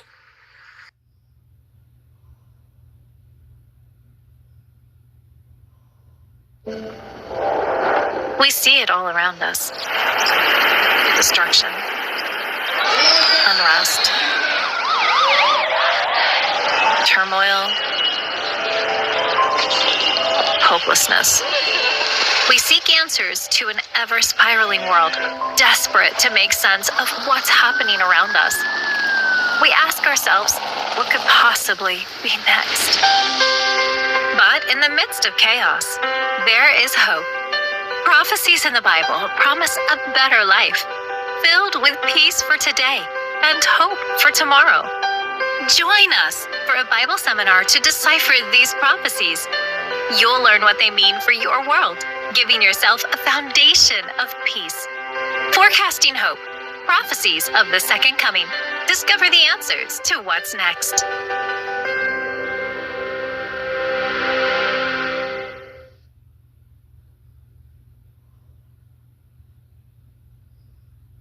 Watch what magnesium does to your bowels. If you have to wipe more than 4 times after you poop, here's why. The Mayo Clinic confirms that stuck poop can cause these embarrassing skid marks in your undies.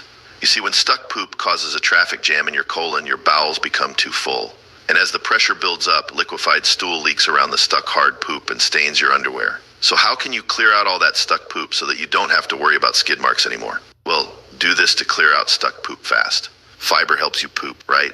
Nope. What about drinking lots of water? Nope. Do this to clear out stuck poop fast. Kind of surprising, but diarrhea is actually a form of constipation. Weird, right? Most people think diarrhea and constipation are 2 different things. But the fact is, diarrhea is your body's desperate last-ditch attempt to get things moving again. So even though diarrhea is moving things along, not all of your poop cooperates and comes out. And the most stubborn poop gets left behind, stuck in the grooves of the colon. That leftover poop acts like Velcro and grabs onto new poop, causing it to pile up. So what do? Well, it's not glugging down glasses of psyllium or other fiber, because that makes things worse. Because according to New York's top gut doctor, fiber just adds bulk and weight to already stuck poop. And that's like adding more cars to a traffic jam. Don't take laxatives, choke down psyllium, or drink lots of water just to poop every morning. It's not the best way to unclog stuck poop. There's an easier way. It's called the 7-second poop method, created by Dr. Gina Sam, a top New York City gut doctor. She was one of the very first doctors to investigate the link between the health of our gut and excess weight. She's now going to show you her 7-second morning ritual for a satisfying full colon release that anyone can do at home. So if you're feeling backed up, if you're feeling bloated, constipated, tap the button below this video to see Dr. Sam's 7-second poop method now. It's going to get things moving along, clearing out your bowels, and you could even feel 10, 15 pounds lighter almost instantly. Tap the button below this video to see Dr. Sam's 7-second poop method. I go maybe 2 times a day now, and I just feel so empty, and clean. It's totally transformed my inside. I go to the bathroom on a regular basis. You don't know how freeing that is. Just normal elimination instead of sitting there for hours trying to make it happen. Within 2 days, I noticed that I was becoming more regular. And as the week went on, I was eliminating every day. And it felt like for the first time in a long time, like just complete elimination. My stomach feels flatter. I definitely have more energy, but I think I have more confidence too. After the first week, I started feeling better. It started to impact me right away. I do feel thinner. I feel like I trimmed down in my stomach. I can eat anything I want, and going to the bathroom more regularly. And that release just felt so healthy and so good. I'm pooping on a regular basis. My husband says he got his wife back from 30 years ago because That's I have amazing. And I feel good and I can eat anything I want. It's just amazing. I didn't change my diet at all. When I started, I was 172 pounds. But without trying and getting all of that stuff out of me, I weighed 158 pounds. And I don't feel tired. My wife is like, we're going to have to get you some new pants. I look younger. I feel younger. My cramping disappeared. I got skinnier. The bloating in my stomach has gone down a lot. And once I got regular again, my stomach started going back down. My waist and stuff got a lot smaller. But it seemed like that I wasn't really losing in my stomach before I started. I noticed that right away. It affected my digestion. I just felt better. My body just felt like it was supposed to do. It really healed my digestion problems. I felt like whenever I used the bathroom, it felt more productive. I'll just say that.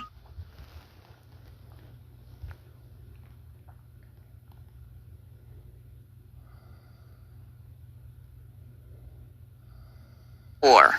And those are some of the headlines. This is Democracy Now!, democracynow.org, the War and Peace Report. I'm Amy Goodman. Today, a special broadcast. We remember the pioneering comedian and civil rights activist Dick Gregory. He died on Saturday in Washington, D.C. at the age of 84. In the early 1960s, Dick Gregory became one of the most popular comedians in the country and paved the way for generations of African-American comedians from Bill Cosby and Richard Pryor to Chris Rock and Dave Chappelle. On Sunday, Chris Rock wrote on Instagram, quote, "We lost a king. There'll never be another. Read his books. Look him up. You won't be disappointed. Unfortunately, the America that produced Dick Gregory still exists," Chris Rock wrote. Dick Gregory was the first African-American comedian to sit on the couch of The Tonight Show, then hosted by Jack Paar. But as his popularity grew, so did his activism. He was jailed and beaten by Birmingham police for parading without a permit in 1963. He took a bullet in the knee while trying to calm a crowd during the Watts riots in 1965. That same year, he spoke at one of the first major teach-ins on the Vietnam War at University of California, Berkeley. As far as war, as far as the way that radical group will say, oh, they're just holding this meeting because they want to duck the draft. They'll always think of little petty things to say. But I tell you one thing, I'm not against armies as long as this the army that's going to come in after a tornado and help clean up. I'm not against an army. It's the type of army that's going to go around the world and distribute food to everyone. But I'd love to ask the boys in Washington, D.C., how a Negro can stand up and say he's nonviolent and white America loves that and going to send me over to kill somebody? No, nonviolence to me means not that I'm not supposed to hit American white man. Nonviolence means to me that death might put me on its payroll, but I'll never put death on my payroll. 2 years later, in 1967, Dick Gregory ran for mayor of Chicago against the infamous Richard Daley. He was a close friend of Martin Luther King Jr., and in 1968, he ran for president against Richard Nixon. I had already announced 18 months ago that I was a presidential candidate as a write-in because I feel that the two-party system is obsolete. The two-party system is so corrupt and immoral, they cannot solve the problems confronting the masses of the people in this country. Dick Gregory, by his account, pulled an astonishing 1.5 million votes, but the official tally put him at 47,000 votes, and that was as a write-in candidate. During the campaign, Dick Gregory was arrested by U.S. Treasury agents for printing and distributing fake American currency with his own picture on the bills as campaign literature. He also became well known for his hunger strikes for justice. In 1967, he weighed more than 280 pounds and smoked and drank heavily. Then he began a public fast starting Thanksgiving Day to protest the war in Vietnam. 40 days later, he broke his fast with a hearty glass of fruit juice. He weighed 97 pounds.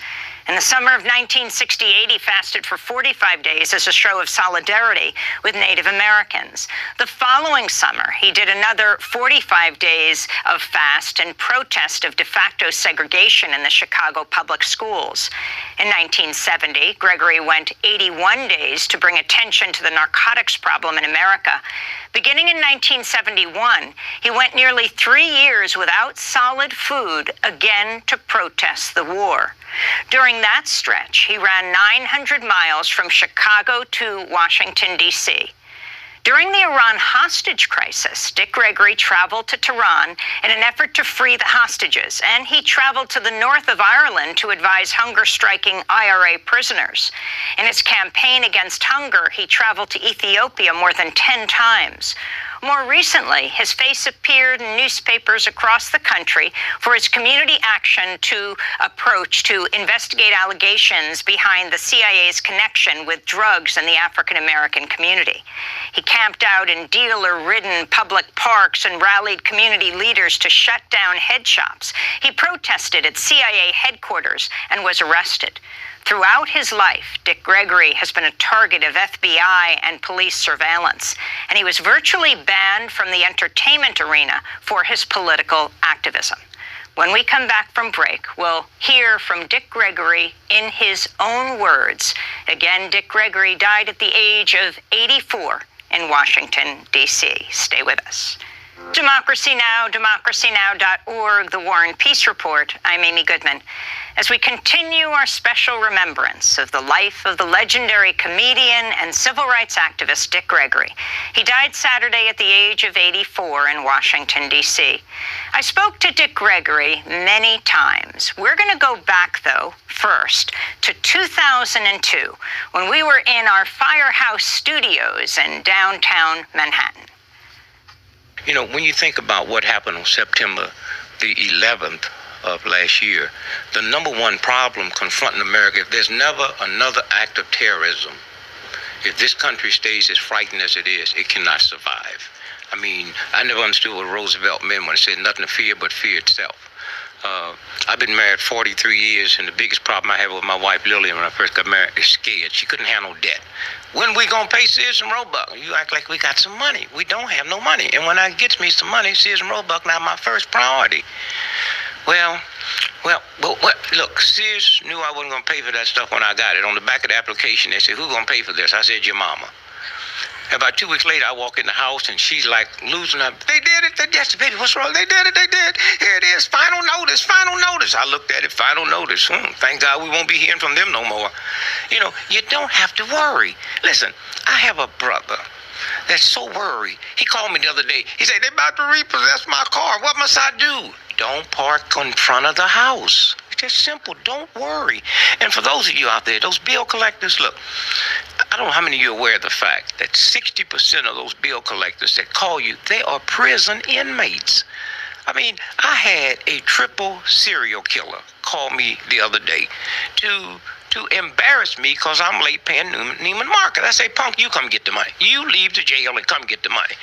And then another thing you have to stop doing, stop having your children lie to the bill collectors. You go to the phone, tell them I'm not here. How are you going to tell a child to lie and then tell them one day, "Never lie to me"? You know, you go to the phone, "Dick Ray, yeah, this is Dick." And they don't know what to do. You see, they've been trained that you're going to say you're not there. And when you say you there, they run back to the manual. What do you say when they say they there? He comes back, "This is not you." I said, "Boy, how old are you?" 22 years old. Let me tell you something. I've been owing this company this money for 38 years. What makes you think you're going to collect it in your lifetime? And then when they can't intimidate you, then they bring the high echelon, PhDs, psychologists, psychiatrists, and the call goes like this: "Hi there, guy. When can we expect a payment?" Well, I'm not in control of your expectations. Matter of fact, you can expect a payment all the time. And so when you stop letting fear interrupt, fear. If you look at NBC, CBS, ABC, in the black community, black folks have looked at the news, and I know black folks that haven't even got nothing, got locks on their door. How you going to take something? I got a cousin in Kansas City, Missouri. He had 27 locks on the door and haven't got nothing in the house. I said, "Boy, if somebody broke in here, they would leave something." And the house he lived in is so small. He stuck the key in the door one day and stabbed 12 people. And they was in the backyard. Okay. So when you stop and think about, just think about this for a minute.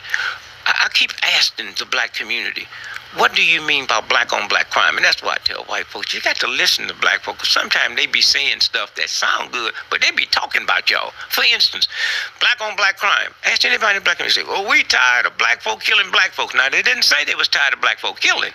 They say they're tired of black folks killing black folks. Then who be left? I mean, it's a simple matter. If you go to China today, who do you think is killing Chinese in China? If you go to Italy tomorrow, who do you think killing Italians in Italy? You kill where you live. And if 98% of all white folks that was murdered in America last year was murdered by white folks, if they not talking about white on white crime, why we want to talk about black on black crime? Like I said, you kill where you live. And to all you black folks out there that's worried about black on black crime, join the NAACP, the Urban League, PUSH, SCLC. Get out here with us and work to integrate this country. And I guarantee you, if I'm living in a white suburban neighborhood and somebody, my old lady make me mad enough to want to shoot somebody, I'm not going to jump in my car and drive all the way back to the ghetto and shoot you. Trust me. I mean, like I say, you kill where you live. But look at these stats. 98% of all homicides in America is caused by friends or relatives. And 96% of all homicides in America is caused from arguments, not breaking an entry. So we don't need more locks on our door. We need locks on our attitude. So when you look at fear, and you know, and I understand that because at the height of the civil rights movement, when I would go south, I mean, I was frightened. Thank God I went anyway. And at that time, I didn't understand that fear and God do not occupy the same space. And because of the non-fear that the King and that nonviolent movement have, I was able to lose mine. And so when you stop and think, I'm 70 years old. When I was a youngster, we celebrated Negro History Week. Now we celebrate Black Month. Now tell me that's not progress. Because wouldn't you know, when they get ready to give us a month and be that month with all them days missing? I mean, I didn't expect a 31 day, but I was like wiped out when they laid February on us, because most blacks that I know, not only do we not like February, we don't even understand it. I mean, what's a groundhog? I mean, February the 2nd of this year, I was in St. Louis. I'm doing this radio show. The white dude said, Brother Greg, today's Groundhog Day. What do you think happened if the groundhog sees a shadow? So I said, man, back up. I don't play that ground. And he got real hostile. What do you mean you don't play groundhog? You anti-American, anti-social? I said, I didn't know you was going to feel that way. You feel that way about it? Ask me again. I'll play it. He said, today is Groundhog Day. What do you think will happen today if the groundhog sees his shadow? Boy. I said, 6 more weeks of winter, sir. But since we're going to play it, let's keep playing. Suppose that groundhog come out today and don't see his shadow, but see 5 black dudes. Do you know what that means? Oh, he got nervous. No. What does it mean? It means 6 more weeks of basketball, chump. And then we move from February the 2nd to February the 14th, which is not just Valentine's Day, but Saint, Saint. I mean, that's the only day on the calendar that's called Saint. You know how many people lie on that day? Or am I the only one when I was growing up that sent more than one card to more than one person that said the same thing? I love you, dear. Without you, I'd just soon be dead. Try that one twice.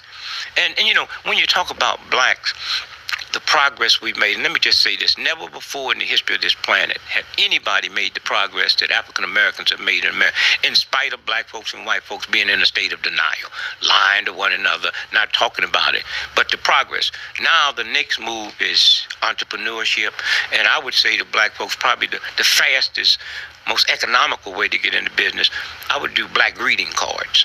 Now, I do not want to sit on this show and lead America to believe that Hallmark do not know how to make a greeting card. I don't think there's nobody on this planet can make a greeting card like Hallmark. But when you open it up and read it, they have never been able to capture that ghetto vibration. You read it. The crow dark sings as sweetly as the lark when neither are attended. I mean, do you love me or not? So we just need some greeting cards with some simple vibrations. I ain't gonna do it no more. Give me another chance, baby.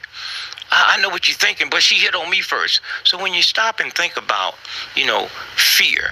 Now, in flying in to New York to be on this show and to say thank you for your efforts and your staff for what y'all do across the country, I had to go through some serious changes at the airport. I mean, I had some folks searching me yesterday that found something in my pocket I've been looking for 6 months. I mean, now, let me just say this here. If you got any complaints about the airport, take that to white folks. I mean, the white airport is 99.9% white folks. Now, if any of y'all out there got a complaint about Greyhound, bring it to me. And what you white folks need to do is go to Greyhound and study us and study Greyhound. we black folks would never tolerate at Greyhound what white folks tolerate at the airport. I mean, more white folks die from heart attacks at the airport than in the heart hospital. Why? Because they make white folks walk 12 blocks to the plane. Try that at Greyhound, bring that bus up to your toe. Hey, man, you think we would tolerate, and then the airline will lose your bags. Now, something happened real interesting, and I just have to get with some white folks and let them explain that to me. You go to the airport, and the first thing they ask you, have these bags been with you all day? If you was a terrorist, would you say no? Did you pack them yourself? If you was a terrorist, would you say, no, I was just standing here and a stranger brought me these bags. I don't even know what's in it. And so, I mean, what's that about? And then, what was it, 3 weeks ago, big news all over the world, the United States government have just implemented a new law starting this Friday that everybody's bags have to go on the same plane with them. I thought my bags was always on the same plane with me. Matter of fact, when they lose my bag, they would act surprised. I mean, I'm standing there looking at that little circle go around and around and around, and they back there just laughing. And then all at once, when you find out your bag's not there, you go in, and this line is about 75 people long. You finally get there, and they act like you didn't have no bags. What's the description? And they give you this description, and that thing hadn't been updated since 1942. And so you sit there. Greyhound would never do that. First, when you get on the plane, you strap yourself in. They take off. They read the federal regulations and give you the weather report. They say there's going to be a lot of turbulence between here and Memphis, right? Well, wait a minute. So if I don't like what I hear, what I'm going to do, get off? Greyhound have so much respect for their riders. They will tell you before the plane, the train, the bus leaves the terminal, there's a hell of a storm between here and Memphis. Y'all still want to go. And so consequently, now, when they lose your bags on Greyhound, it's no mystery. A block for that bus getting to the terminal, they will announce, all the bags got ripped off in Memphis. There are no bags. So I'm sitting next to this white dude who's never been on Greyhound before. And he says, excuse me, sir, what do we have to fill out? I said, you never been on Greyhound? You don't fill out nothing. At the airline, they have a little office, say lost and found. Greyhound, they just say lost. They don't pretend they're going to find it. And you get there, you just go into the room and just get you a bag and get on out of here. And so consequently, I just hope some kind of way when you stop and think about the fear that goes on, and then what job young folks have to do. You know, you hear older folks. Now, I'm 70 years old, so I've been listening to old folks for a long time. And sometimes we have to stop all this craziness that just because you old, you got some kind of wisdom. You can be just as silly at 80 and 90 as you was at 3 years old. I hear some old folks this morning in New York looking at young folks. They're on their way to school. They got these old baggy pants on, shirt tail hanging out, shoes not tied. And this woman looked at me. She don't even know me. She says, look how they look. Look at. I said, what do you mean? Look at them. I said, shh, you in New York. Go and find the mafia. They dress immaculate. Do you know what the mafia pay for their clothes? They tailor-made. They are immaculate. The dudes that's laundering drug money, they live in $300 and $400 million homes. I mean, maybe God is trying to tell us through our young folks that never again will you ever look at one of my creatures and judge them from without. You would judge them from within. And then when you look at the young folks, listen, I had an old black woman told me the other day, because I'm 70, she's trying to relate with me. She said, you know what? I don't know what's wrong with these youngsters today. When we was their age, we didn't have to lock no doors. You didn't have nothing. Are you serious? I mean, give me a break. And so some kind of way, when you stop and think about, we got to change the books. The books is sexist. The books is racist. I mean, give me a break. Columbus discovered America. Everybody know that punk got lost. I mean, where was the Indians when he got here? No, this is serious. No. Trust me. If you can discover a country that's already occupied, I take it personal. I can walk out on the parking lot today and discover your car with you in it. Shut up and get in the back seat and teach me Thanksgiving. I mean, finally, let me just say this. If you went home today and me and some black dudes had taken over your house, killed your animals, destroyed everything, killed everybody in the house, and you come stick your key in the door and we open the door and said, and what are you doing here, savage? And you say, who are you? And we say, we the settlers. Now, how would you feel? But go and look at American history. We come here, took their land, destroyed them, and called them the savages, and called us the settlers. And we print that in our history books. The legendary comedian and civil rights activist Dick Gregory on Democracy Now! Back in 2002. We were in our Firehouse studio just blocks from Ground Zero the year before the World Trade Center. Dick Gregory died Saturday at the age of 84 in Washington, D.C. Don't go away. We'll return to the interview in a minute. This is Democracy Now! And a shout out to the International Honors Program, IHB Human Rights Program, who are visiting us today. We are joined by scores of college students. Yes, this is Democracy Now! I'm Amy Goodman as we continue our special remembrance today of legendary comedian and civil rights activist Dick Gregory, who also played a critical role in Democracy Now!'s history. We're going to go back to 2002 when I interviewed Dick here in our Firehouse studios in downtown Manhattan before we moved to our home in Chelsea. We were just blocks from Ground Zero. I'm Amy Goodman, joined by Dick Gregory. And Dick, thank you very much for making it possible for Democracy Now! To once again be broadcast on the whole Pacifica network and all the affiliates. You're breaking with the majority and saying yes to this show has really brought a new era for us. Well, I'm just sorry that this couldn't happen earlier. Let me just tell you something. I should say Dick is a new member of the Pacifica National Board, Dick Gregory. Fear. Fear is a gift from God. Fear is supposed to last a few minutes. Fear will make you hear something and you'll run through a plate glass window and will not get cut. Fear is what makes a mother walk out in the garage and see that this car have fallen off those stilts and fallen on the baby, and she'll pick that car up. But that fear is supposed to last for a few minutes. And when that fear lasts longer than a few minutes, then it destroys you eternally because you're on automatic pilot. Let's go back to Ground One, September 11th. When that happened, for the next 6 weeks, church attendance went up. Now, let me tell you something very interesting. Alcohol and drug consumption went down. Huh? Now, that almost defies what you would think in times of crisis. No. Fear will make you not want to drink. I mean, if somebody's chasing you and you're alcoholic, you will not slow up when you pass that liquor store. You're trying to get away. So then a funny thing happened after the 7th week. Church attendance leveled off to where it was. Alcohol consumption right now as we talk is about 34% higher than it was before Ground Zero. Now, what does this mean? It means get ready for battered wives. If before Ground Zero, every 4 seconds in America, a woman got beat up by her boyfriend or husband, not strangers, people she know. Then think about what happens now with the amount of alcohol and drug consumption that's out here. And so when you stop and think about where this is going, watch and see what's going to happen with the increase of automobile fatalities, driving. I don't think it's no accident the same guy ran up on the sidewalk and hit people twice. You do that when you're under the influence of drugs and the influence of alcohol, and you do that when you're under the stress of fear. Not to use it as an excuse, but I'm saying America better get ready and understand what this whole fear thing. There's a legend that says thousands of years ago, the plague was supposed to go into Afghanistan. Baghdad. This is where the story goes. And kill 5,000 people. The plague went in and 50,000 people died. So they was questioning the plague. And they said, I thought you was going into Baghdad and killed 5,000 people. What happened? He said, I did. I just killed 5,000. The rest died from fright. Now, when we think about the fear that go down, you don't ask questions. You don't ask serious questions.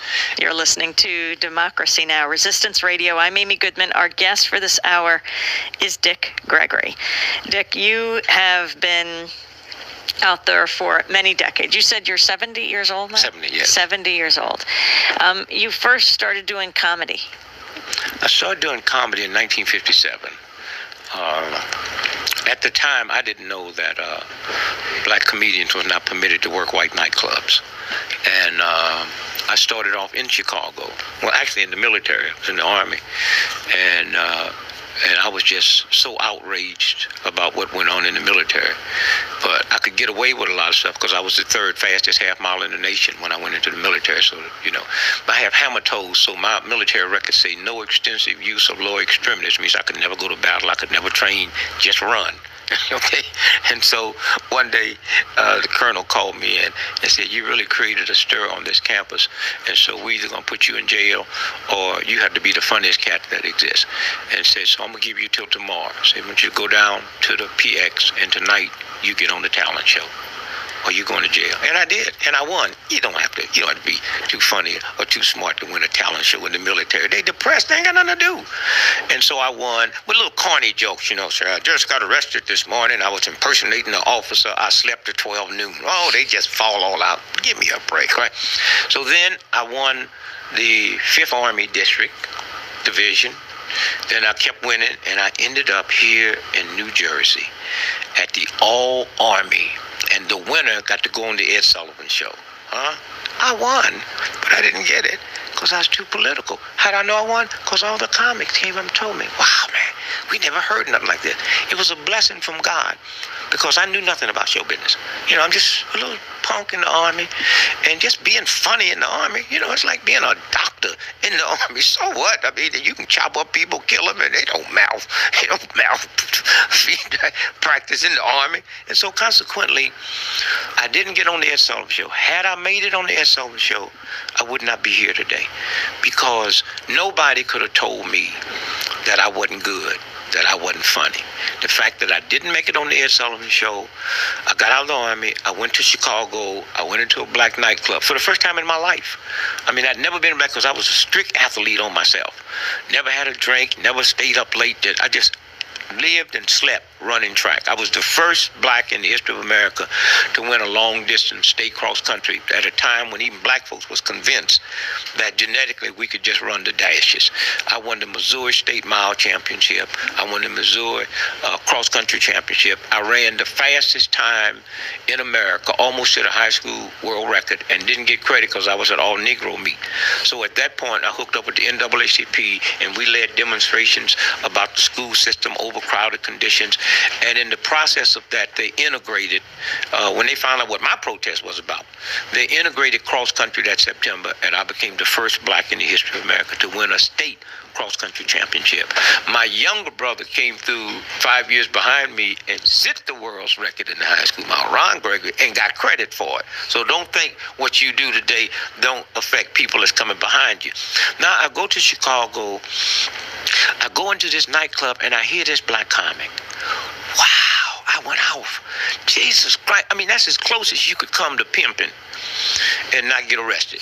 I mean, you just walk out and start telling jokes, and there's about 1,500 people in that club. Shut up and listen to him. So I said, this is what I want to do. I want to be a comic. So I go to a little bitty nightclub, Southside Chicago, called the Esquire Lounge, and I get up on the stage, and I pay the MC to get me up, and I go up, and funny, God, am I funny? They hire me $5 a night, 3 nights a week, Friday, Saturday, and Sunday. Right? I come back the next week and start. Nobody laugh. You know, it's one thing when you come off the street, you know, like if someone come in here and do your radio show, they say, geez, aren't you good? Try doing it every day. Try knowing all the signals. Try getting the preparation and all of that, okay? So I go back now, and I'm not funny because everybody knows this is my job. I'm not just somebody. Before, I was one of them sitting in the audience. But I was clever enough to say, this nightclub, you could get in for free. A bottle of beer costs 35 cents, and you could sit through 3 shows, okay? So I was clever enough to know they didn't come there to see me. Nobody's ever heard of it. They come to see the Shake Dancer, which was called Liz, the Body Beautiful, and a guitar player called Guitar Red, which was the best guitar player in the Midwest. And they packed in. So I made a deal. I said, if you don't laugh at me, then you will not get Liz, the Body Beautiful, and you will not get Guitar Red. So they, to get what they wanted, they laughed. Now, these black folks tolerated me when I wasn't funny. and I developed there and got so funny because of them. They pushed me all the way downtown to where I wasn't making $5,000 or $5 a night, but $5,000 a night where they couldn't afford to come see me. That's an awful thing, that the people who you developed on, now it's out of your reach. So what happened is I moved to the biggest black nightclub in the world, Herman Roberts, and I'm there. Well, they bring in Sammy Davis, Count Basie, Sarah Vaughan, and Joe Williams for Friday and Saturday. Well, all the white folks bought the tickets for the first show. You know, they bring in Nipsey Russell. I never heard of Nipsey Russell. I mean, I had never heard of any comics because I didn't know anything about show business, never been to a nightclub. And born and raised in St. Louis, the only nightclub you had was jazz clubs. And so, and little honky-tonk clubs, right? But no comics. So what happened was they told me that I didn't have to work that weekend because of Nipsey Russell.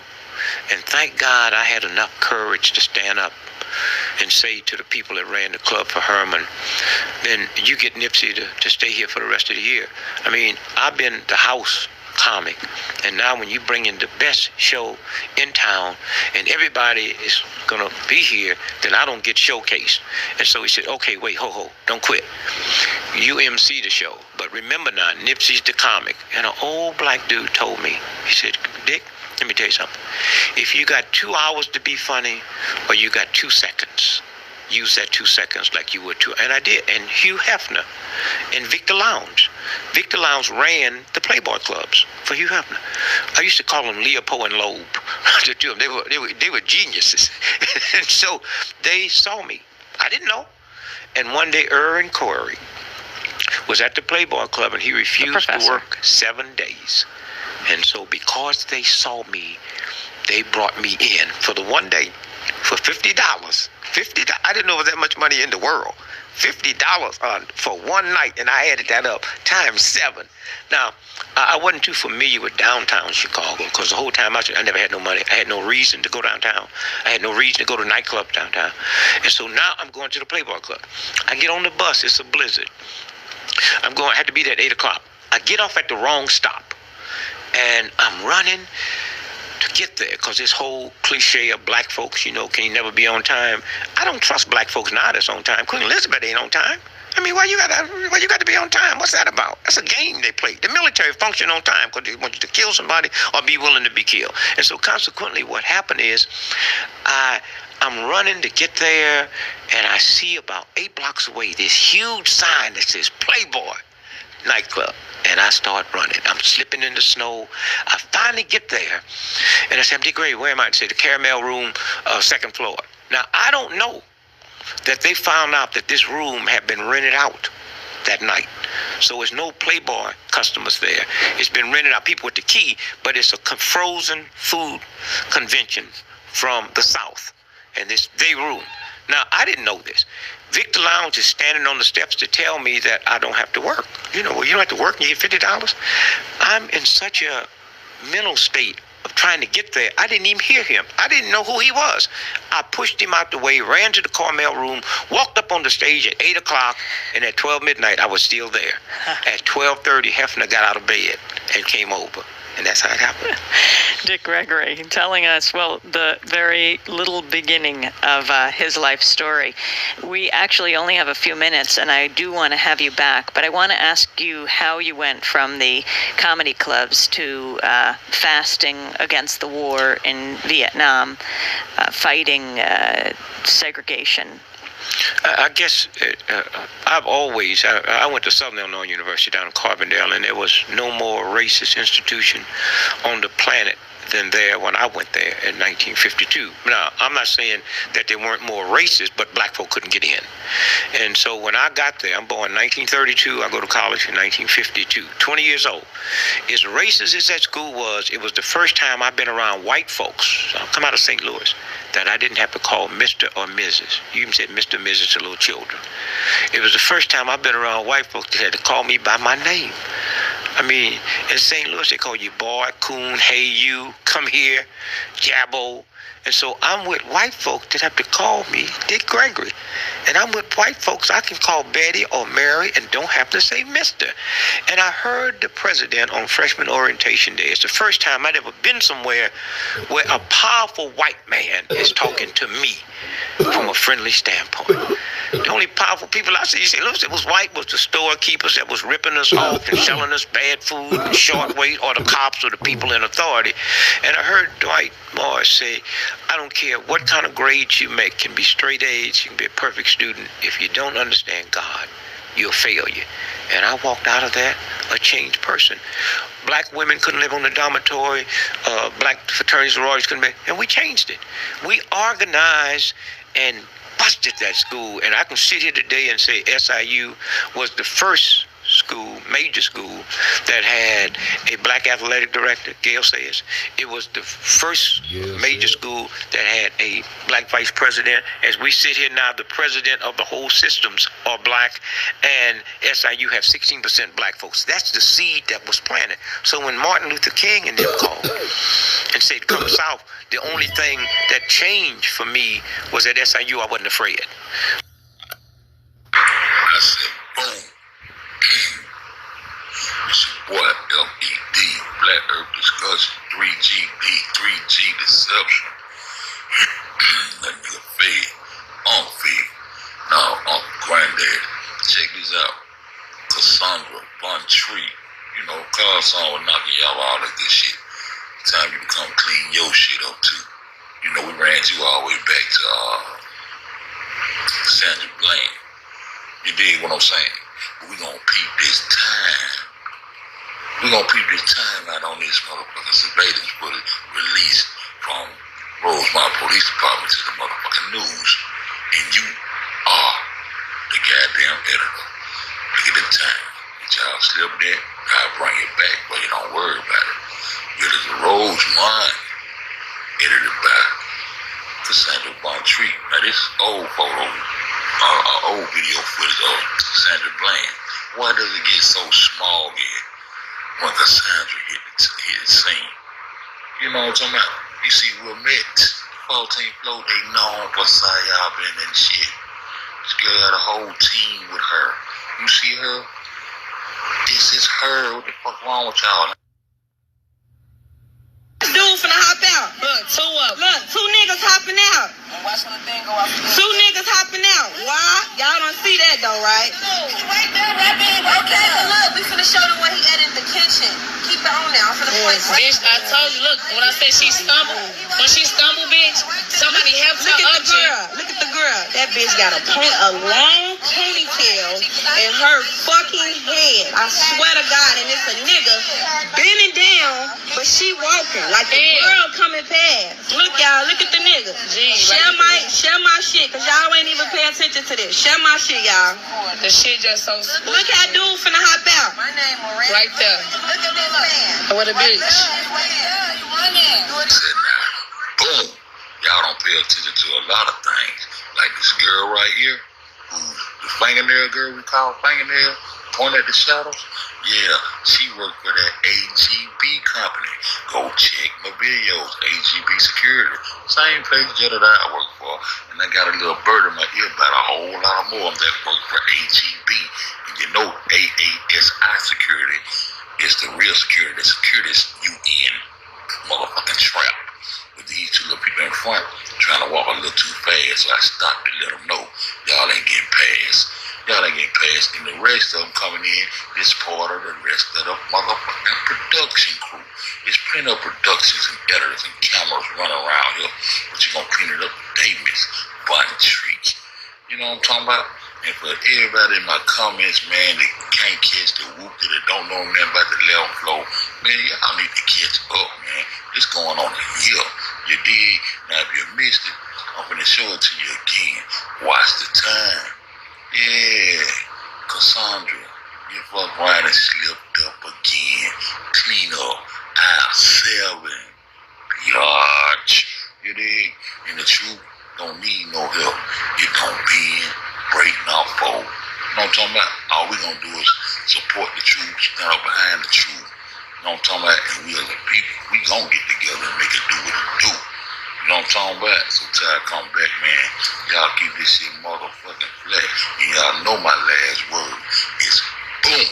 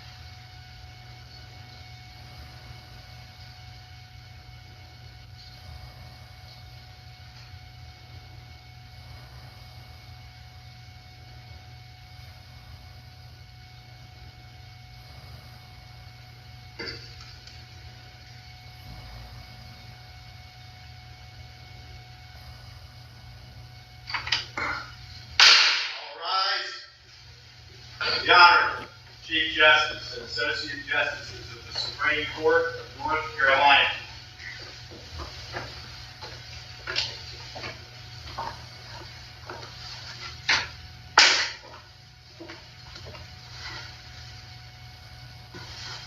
Oh yes. The Supreme Court of North Carolina is now sitting for the dispatch of business. God save the state and this honorable court.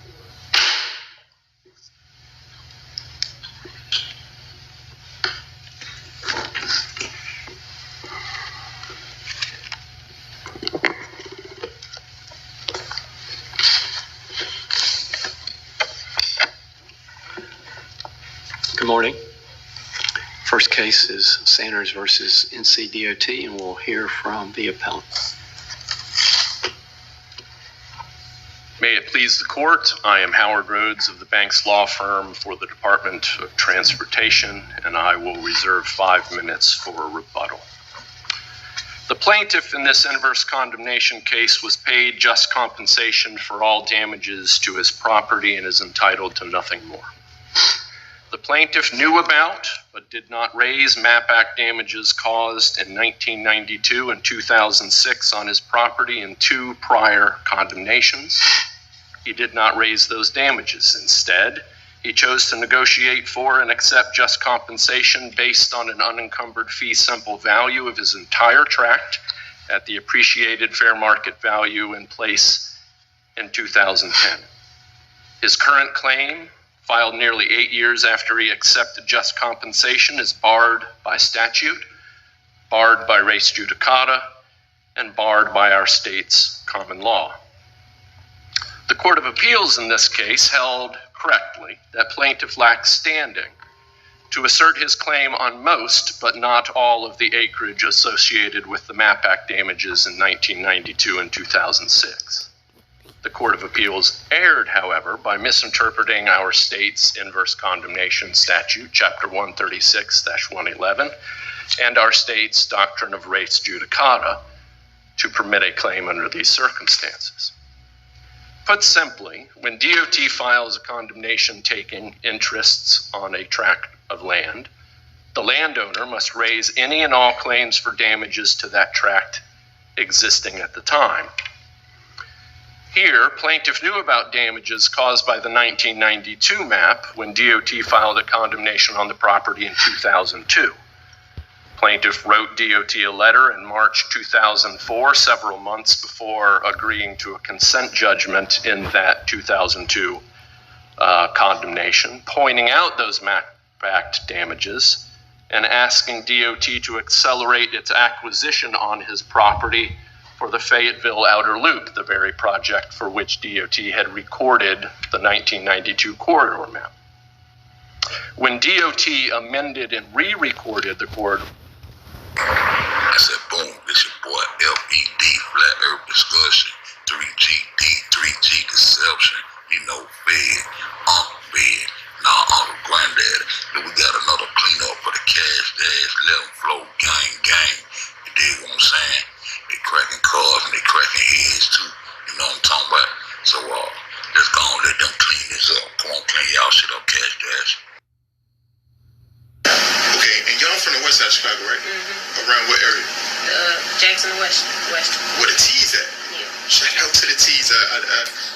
did a video before with the T's over there.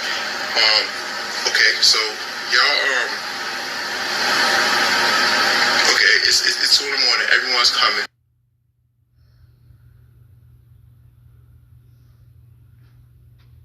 Okay, and y'all from the west side of Chicago, right? Mm-hmm. Around what area?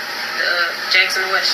Where the T's at? Yeah. Shout out to the T's. I did a video before with the T's over there. Okay, so y'all okay. I'm sleepy, y'all. I gotta go to work in the morning. We'll go try to find something to play. Well, I need to find it. We're gonna start back up.